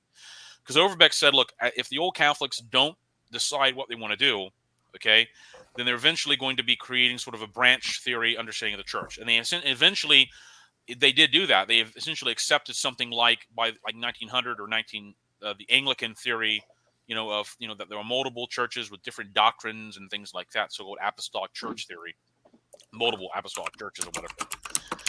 So Overbeck at that point was like, this is not going to work out. And he more or less concentrated on his family and writing. He wrote a lot of books. Two of them were in English. He wrote something called the Orthodox Catholic Review, which was a magazine he published for like 40 years. And I can't really get any copies of that unless you... there's, I think, some universities that have it in microfilm. That's all I've ever been able to find about it. And I know he helped translate a number of Slavonic books into English. And he died in 1905. I think 1905 at like 93 or 94 and such. And that's basically, we could probably go into more. I'd have to get my sources out. But Overbeck was very abrasive in a good way because he did not like Anglicanism. And whenever they have these meetings, he would always show up and eventually got to the point where the Anglicans simply wouldn't go to the meetings if Overbeck was there. Yeah. And Overbeck thought this is great. Because he considered Anglicanism, not individual Anglicans he had no problem with because they may be just individuals that are deceived. But as a religious system, he saw Anglicanism as sort of this mother of all heresies that was combining all these. It didn't even have the consistency he thought of like one particular Protestant denomination that claimed it was right about everything, which is crazy. But he saw Anglicanism as trying to combine all of them. And so a lot of Overbeck's writings were sort of like against this nascent ecumenical movement. Yeah, like he was like the proto-anti-ecumenist. Yes. And he saw Anglicanism as sort of this foundation of that movement that was going to happen. All right. And he also made these, and hold on 1 second. Can you talk for a second, Father? Yeah, sure. I can go through some of the comments. Peter Hears was interviewed on the Alex Jones show discussing prophecies in World War III, citing a Greek Cypriot New Calendar Bishop of Morphu, claims America will starve. Well, that's fine. We don't care what he thinks on that, but it's kind of a given that now that we have Jay Dyer and Brother Nathaniel and Father Peter Hears on the Alex Jones show, I think we can safely label the Alex Jones show controlled opposition. Atomic Lead says, Wicked Wally, very true. Even in Latin America, it's dying. There was some Vatican document a year or so ago that admitted Ultramontism could triumph because the French Revolution destroyed the French monarchy and its ability to keep the papacy in check. And then Adrian Wine says, "Is there the 12-volume history of the church available online for free download?" I'm not. Are you referring? Are you referring to Moss's history of the universal history? Because it is available for free download on his website. If he's referring to Abbé Guittet's 12-volume history of the Church of France, okay, yeah, I think years ago I did find a French edition, a series of French editions of that were on online, maybe on Google Books or Internet Archive. Okay, but they're in French. Okay, maybe. I'm not. I can't. Don't quote me on that. But I think he wrote that book. There's also I put up a picture of Overbeck, by the way, if you want to see what he looked like. It's in the private chat. You can let me put. There's that a Wikipedia page about him actually. So. Yeah, it's not that great. I know. But let me see if I can put this on the screen here. Because if you could find Abbé Guittet's 12-volume history of the Church of France, or Father Vladimir Guittet's, and you could use Google Translate has gotten pretty good. You could probably translate large sections of it and such, even if you didn't know French too well. So, okay, anyway, so Overbeck, there was even various disputes he had in English periodicals and magazines and things like that, and I think he was very intent on basically going to Anglicans and saying, look, you need to become Orthodox. And he said that because there were a number of Anglicans who said, well, let's wait until the Church of England joins Orthodoxy, as if that was going to happen. And Overbeck said, look, when you die and you go to judgment, you cannot plead that, look, he made this point, you cannot say, well, my bishops, I had to do whatever my bishop said. All right.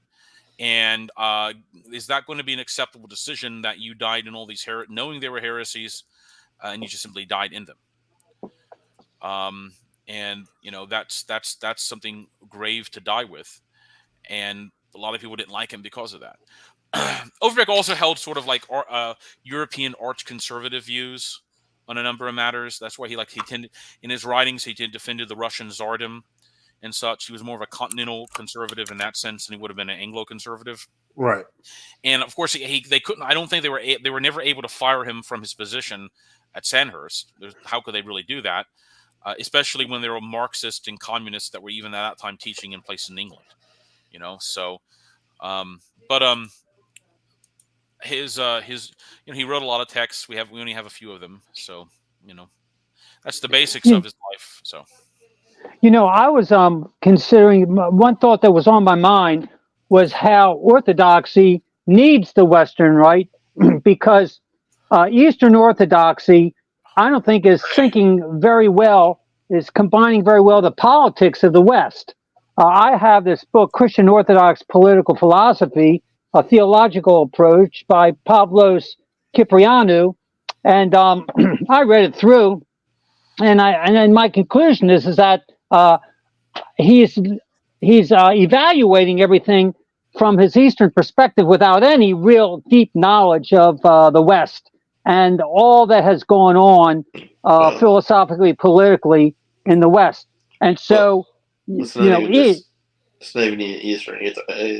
He kind of relies upon how things work in Cyprus. I think he's a Cypriot, so that's kind of not even how things would work in Eastern Orthodoxy. You see what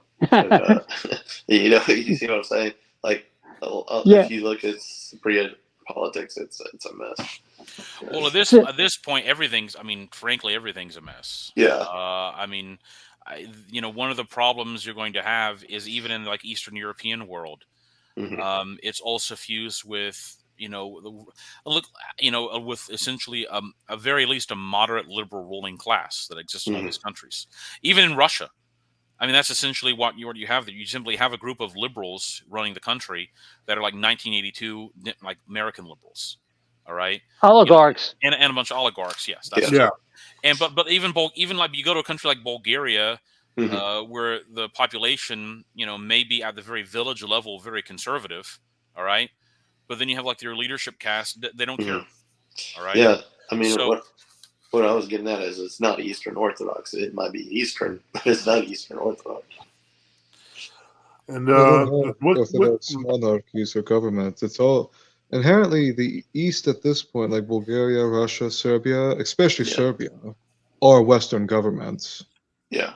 Yeah, they're under Western government. Well, look at Vucic, who Or they always talked about Vucic. Like he's part of like the Liberal Party or the Progressive Party running the That country. dog, yeah. Yeah, and he's like a big defender of legalized abortion. He said he would veto any legislation to restrict Well, abortion in Serbia. the prime minister of Serbia is a lesbian. Yeah, So I mean, yeah, exactly. So I mean, it's sort of like this is like in America, you see this problem where there are like conservatives who talk about quote unquote the based homosexual or something like that. All right, there is no such thing, by the way. It's all abomination.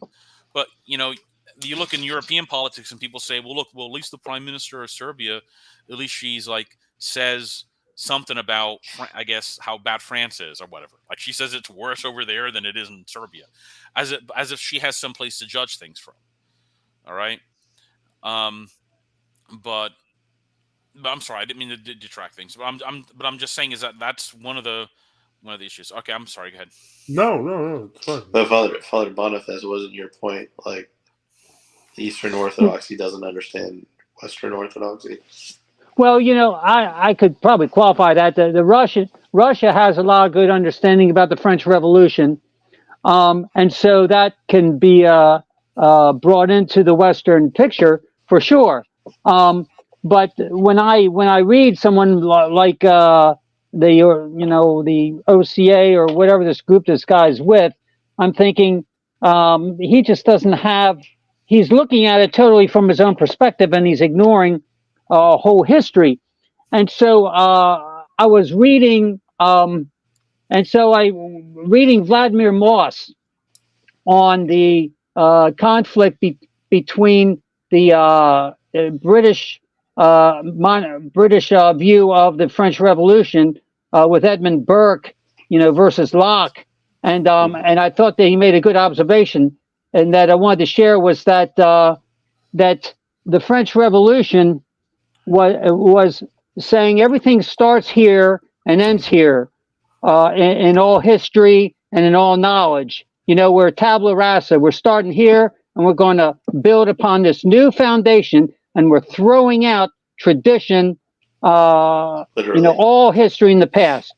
And so what they did was then, like the good point that Moss made was that, tradition involves the last generation and the future generation and the present generation. And so they're all intermingled into your culture. But if you erase the past and you don't think of the future, you're cutting everybody off. And so you're losing all that humanity. And so this is what is happening, let's say, with Protestantism, is that they have cut off the past and they don't know, they have their own little box created of their theology and their worldview. And it's a rationalistic idea. It's a fantasy, not working in reality. And this is what Burke was saying with the French Revolution, was that this is an untested mode, a form of government, and it's going to fail. There's no historical background to it.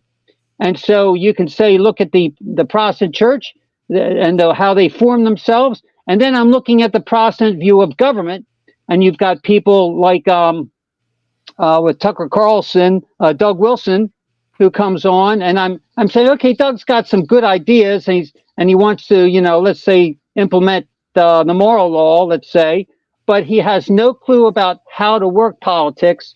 He has no form. He has no history behind him, and who's running for office and who's achieving anything with of people of that particular mindset. Well, Doug Wilson promotes morally therapeutic deism, to be honest. He's what? Morally therapeutic deism. God doesn't really play a place for him. It's more of having a certain set of morals, and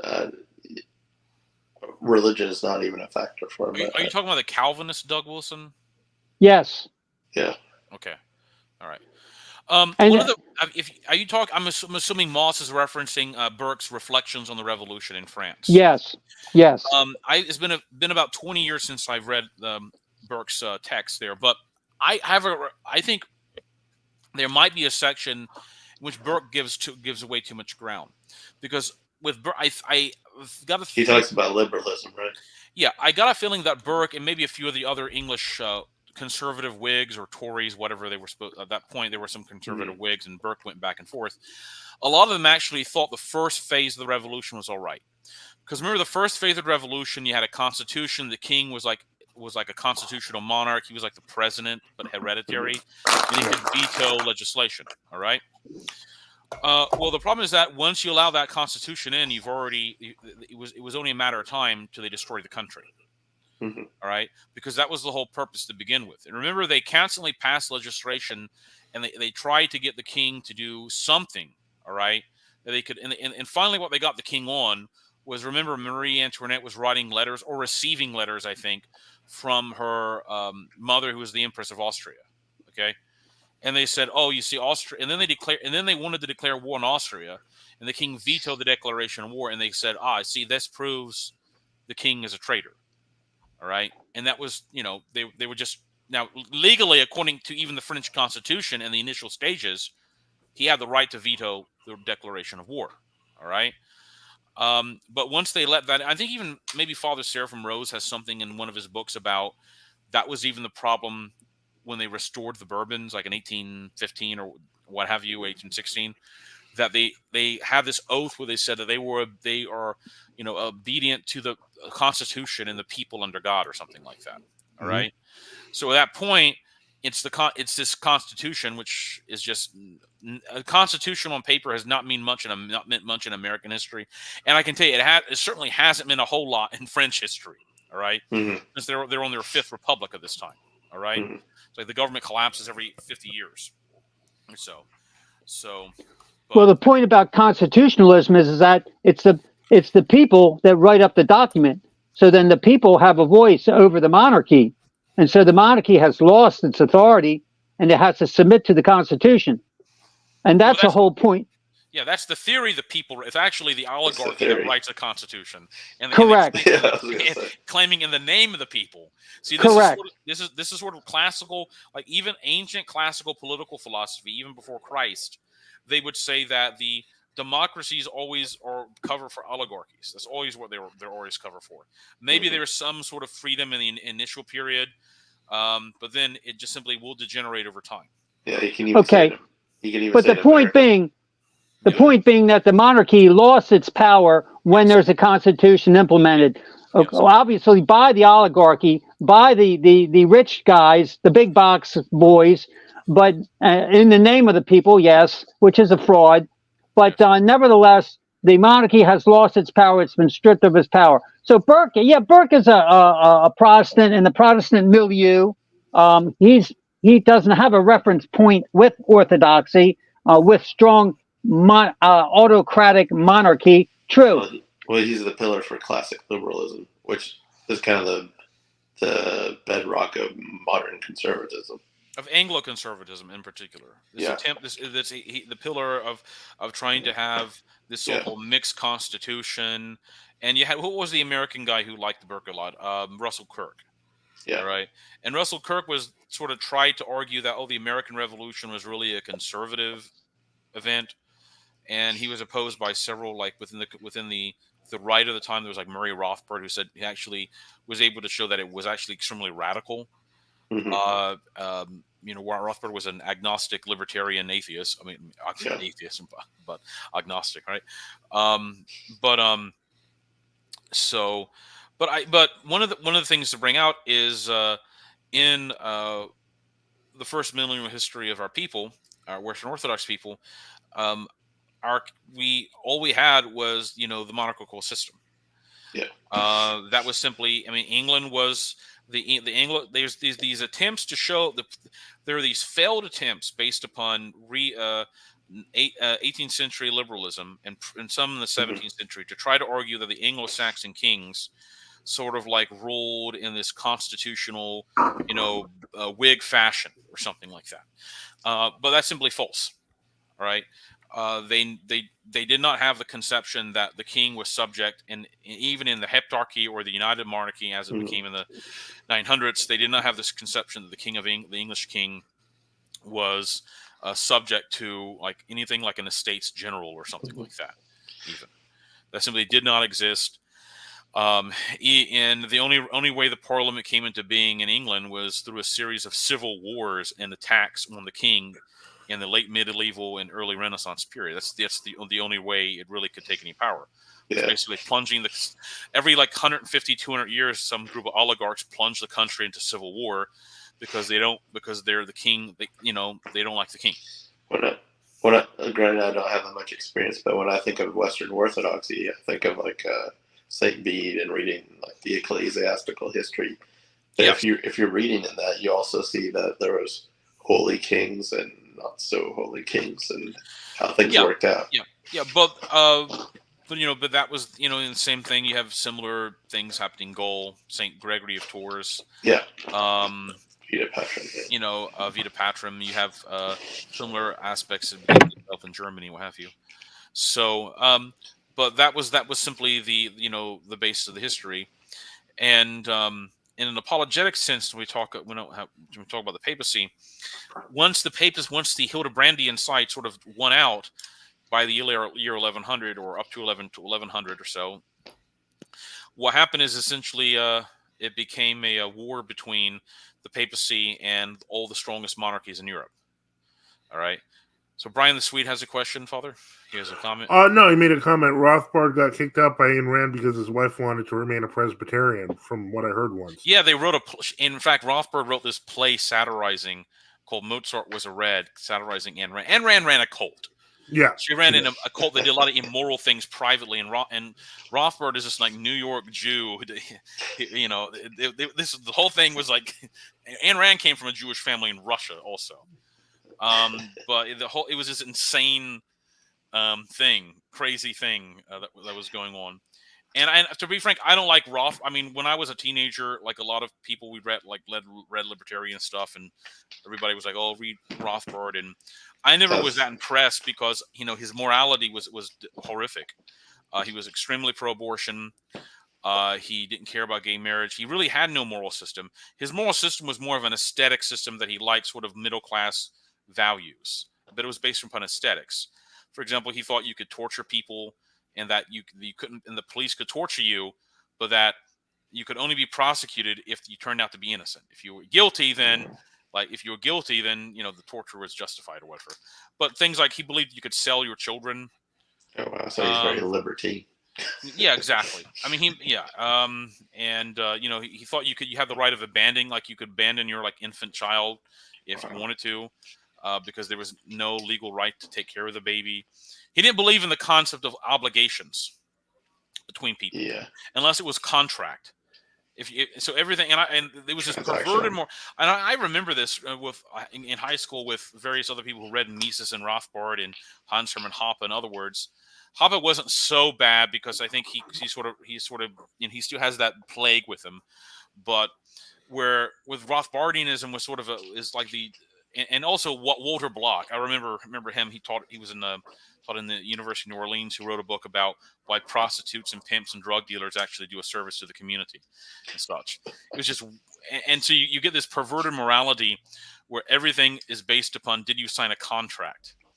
All right. And if you violate the contract, that's what makes it bad.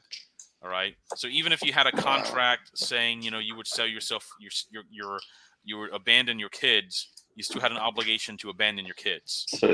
So it's contractual but morally void. Well, again, their understanding of morality is just when is the appropriate use of force, the so-called non-aggression principle nonsense. Yeah. That's all it's based upon. It's not based upon anything else. All right. Now they can say privately, so that's in fact that's one of the reasons why. But it was pretty horrible, and it sort of brainwashes you for years when you read that stuff, and it takes a long time to get out of it because it's like it's end stage. It's sort of like one form of end stage liberalism, all right. Except it's negative liberalism, they were called, all right. Whereas positive liberalism sort of became like the Democratic Party, all right, for lack of a better word. Sounds like being a hipster before hipsters were cool. I beg your pardon? I said it sounds like trying to be a hipster before hipsters were cool. Yeah, I guess, and so it's okay. So Adrian White has a comment. Right. He said Lafayette wound up as a constitutional monarchist in old age. All Orthodox states had a basic law from Novgorod to Iceland, Wessex, Kent, and the three Romes. England's Wittengemot elected its monarchs. Okay, so the Wittengemot only elected the monarch if okay. First off, they didn't elect anybody to be monarch. Secondly, that only transpired if there was a dispute. So if like King Edward the Confessor, he dies, all right, and he has no kids. When there's no heir.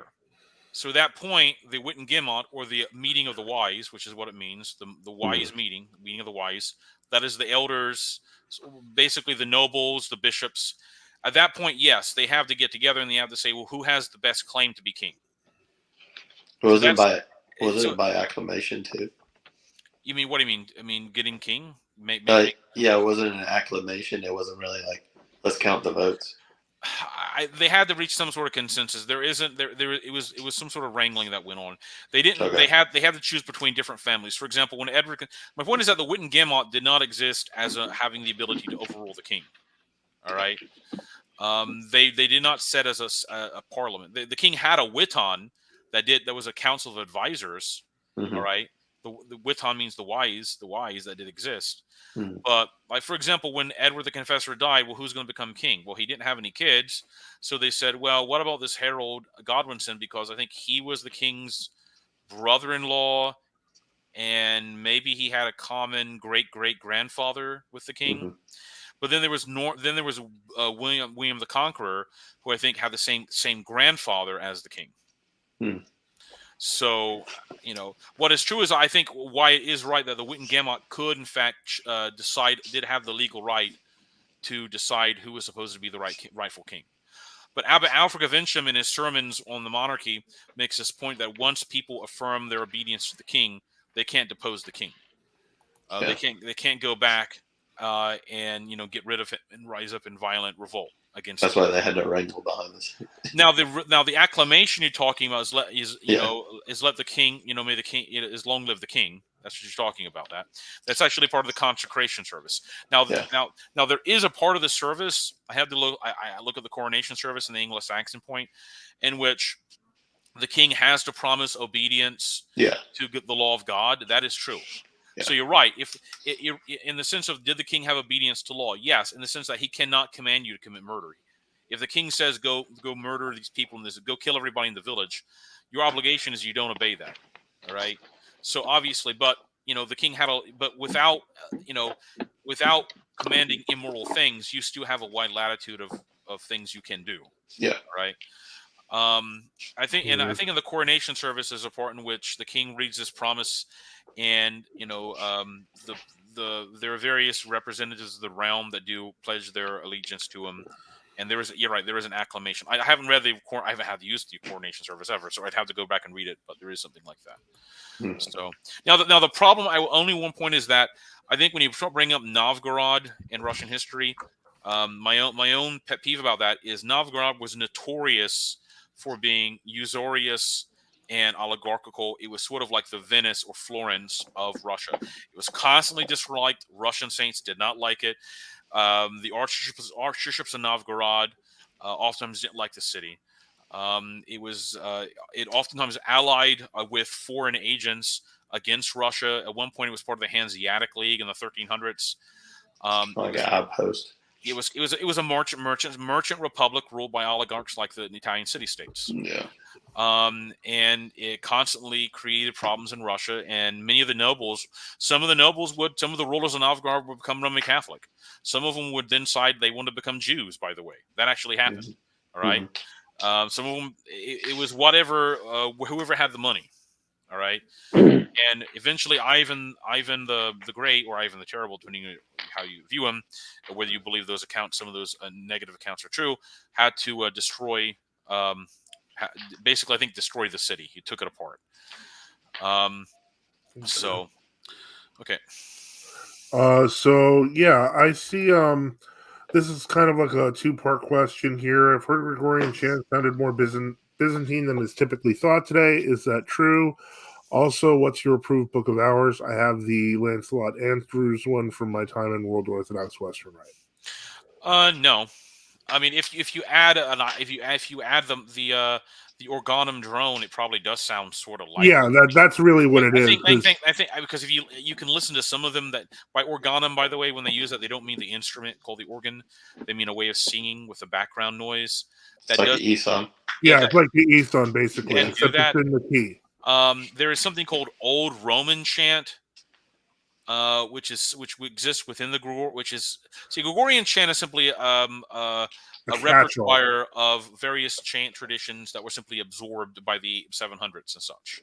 So there is this group called Ensemble Organum, which which sort of uses Byzantine methods and for chanting like Old Roman chant. And that's sort of controversial because they sort of admit that that's a little of a not accurate.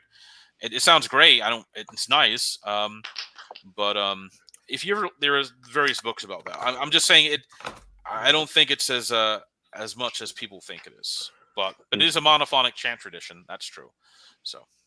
Let me see here. The death of basic law has led to a basically nihilistic view of the saint. By the way, I'm not saying there isn't such a thing as basic law, the moral law that's instantiated in the kingdom. All right, I'm not saying that. Yeah.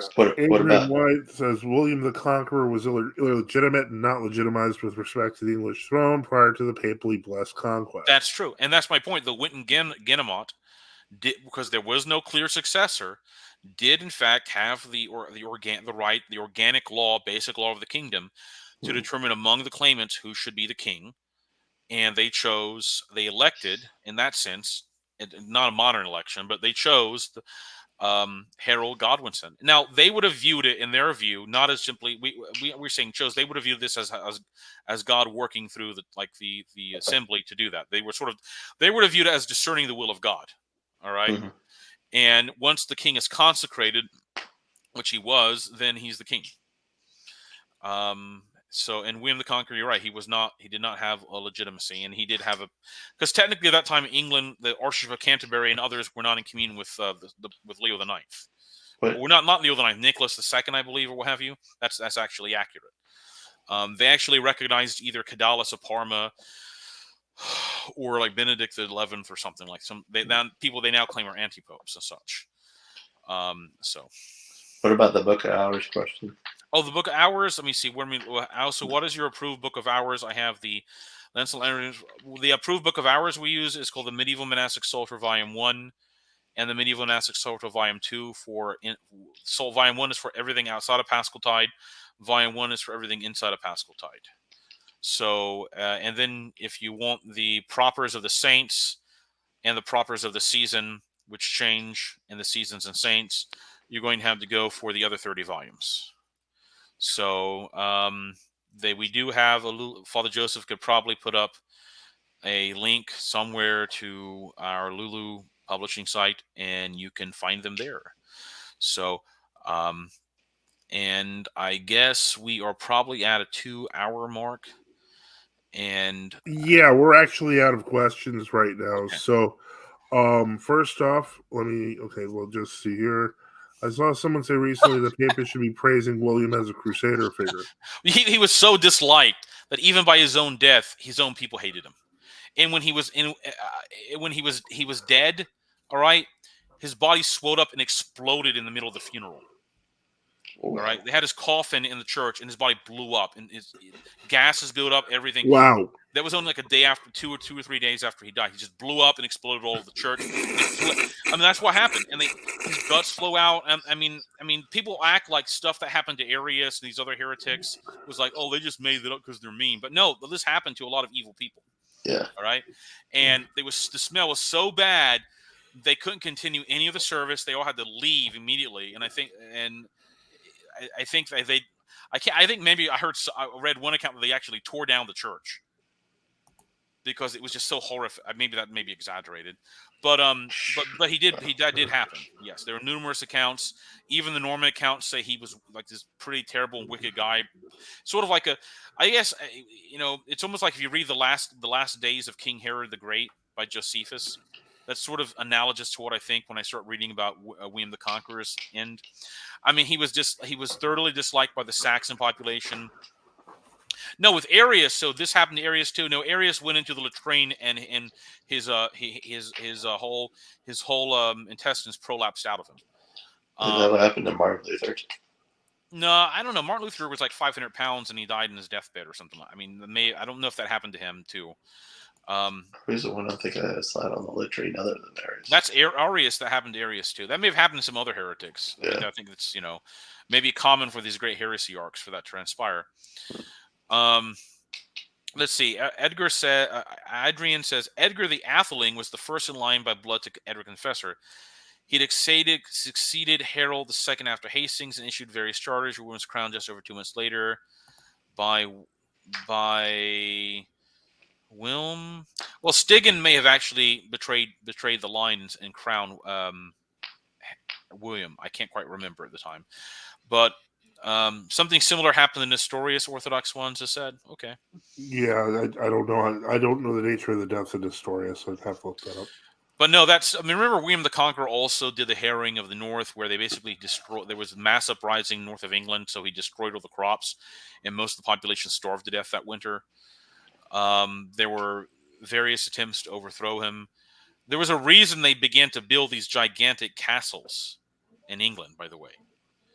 And one was they had one because you'd think, why are you building these castles in England? Because it makes sense to build them in France, because you're constantly going to have to fight invasions and neighboring nobles. But one of the reasons, but you could, as long as you defend, the coastline, you wouldn't need these. You're not going to be invaded, right? Well, one of the reasons they began to build these large castles, or at least one of the reasons in England, was to ensure that the complicity or the obedience of the Saxon population, who simply did not like their Norman overlords. Mm-hmm. And I think it took 150 years before that even calmed down. I think Richard III was sort of the first king that was generally popular. That was who was Richard III? Like the Richard the Lionheart I'm thinking of. He's Richard. That's Richard the First, maybe. Yeah. So maybe the 1200s or something or 1180 or something like that. I'm trying to think. What was the English king that was portrayed in Braveheart? Oh, that's Edward Longshanks. He is sometimes called. I think he is sometimes called Edward the First because there was this concept that they weren't counting the Anglo-Saxon kings; they were just counting the Norman line. Mm-hmm. Of course, Scottish historians English historians will completely dispute that movie. By the way, it is a lot of lot of stuff made up, and they portrayed Robert the Bruce. This is obviously 1380. Robert the Bruce killed people in churches. By the way, yeah, that's what I was thinking. He may have been sorry later, but it was a lot of this stuff in Scotland and some of these other areas was more like I don't know, almost more like Mad Max in some ways than think of. I was just thinking the way they portrayed Edward in that movie was more that sounded like William. Yeah. Well, William the Conqueror was still more of a barbarous figure. Yeah. So he couldn't control himself in many cases. I think someone's called him William the Bastard at one point. Oh wow! In Normandy, they used that term, which is an insult, obviously. Yeah. And he laid siege to the whole town and killed killed a bunch of people just over someone saying this. All right. Yeah. So. No. All right. Okay. By who? Wilhelm Archbishop. Now, was it Wilhelm who's Archbishop of York, or is it Ulrich or something like that? I thought. Now, let me look. I don't know. I have to go back and look in this. Did Stigand crown William the Conqueror? Bring it in the weeds. Yeah, because I think Stigand. Let me see. He was crowned. Invasion of England. I don't remember this, and I love history.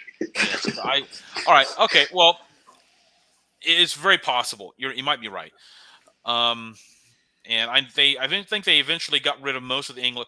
They got rid of most of the Anglo-Saxon bishops except for Wulfstan, I believe, of London, because they claimed they were all guilty of simony, or there's another thing they accuse them of, plurality. Because in some cases there would be like the bishop, like Stigand had originally been Bishop of Winchester. Then he was elected to be Archbishop of Canterbury, but then they never consecrated a new Bishop of Winchester, so he just retained the see of Winchester as Archbishop of Canterbury, which you can't, according to the canons, you're not supposed to do. But the simony claim is generally regarded as illegitimate by most scholars even today. I'm not saying that just to appeal to authority as such, because generally the sort of the reform movement, the so-called reform movement, William the Conqueror exploded upon his death. Yep. And so Stigand was deposed in 1071 by the Normans. That's true. So yeah, that's all accurate. And there were two Anglo-Saxon bishops that refused to recognize Nicholas II, I believe, after the invasion. Whoever was the Hildebrandian line, and they were thrown in a dungeon and starved to death, because they didn't believe he was a legitimate pope. I can't quite remember their names at the moment.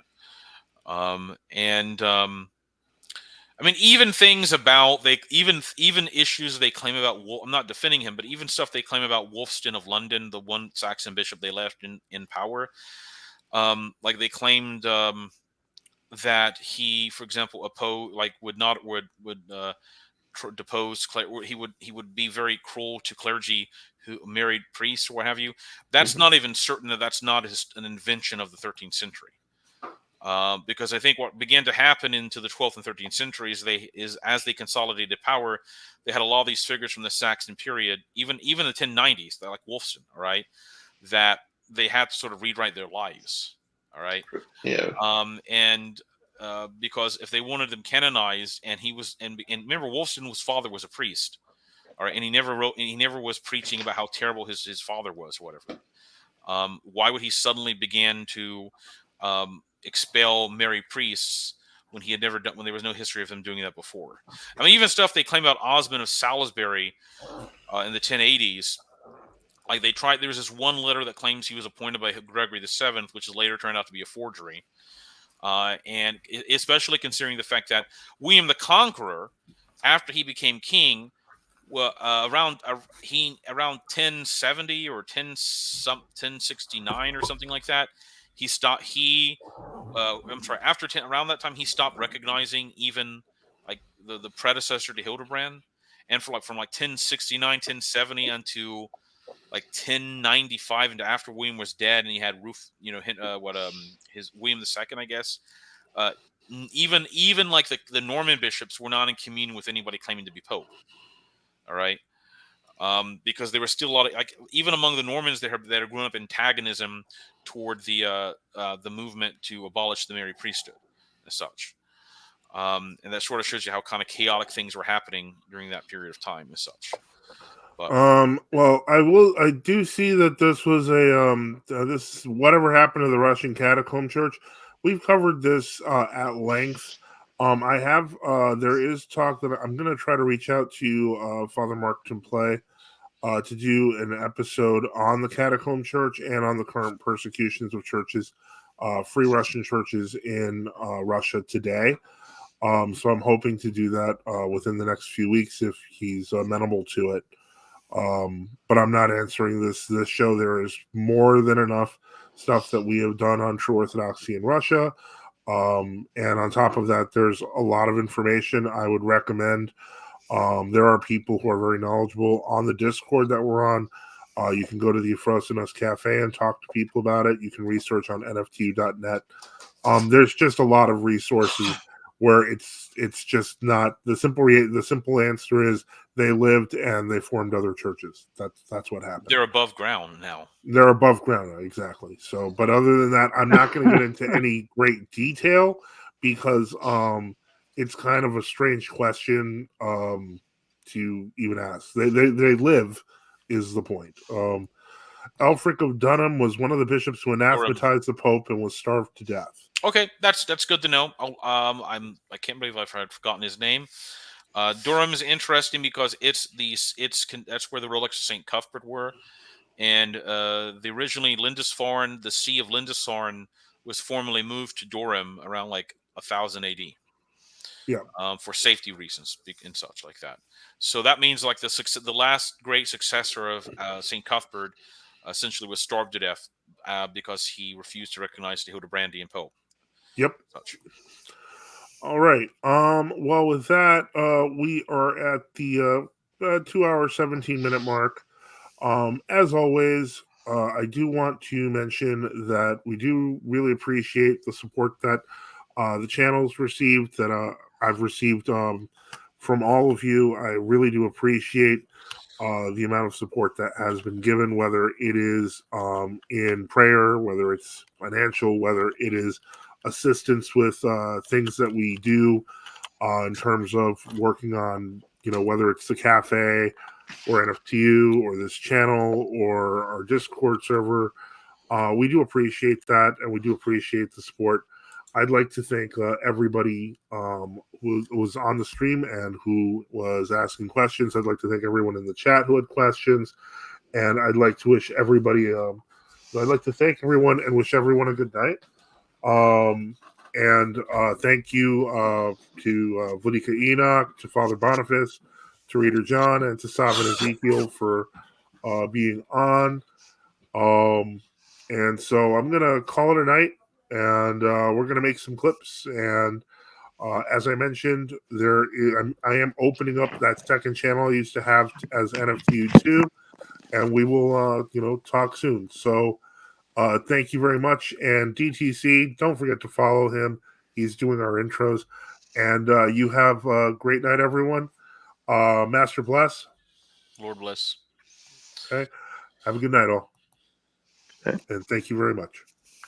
Good night. Thank you.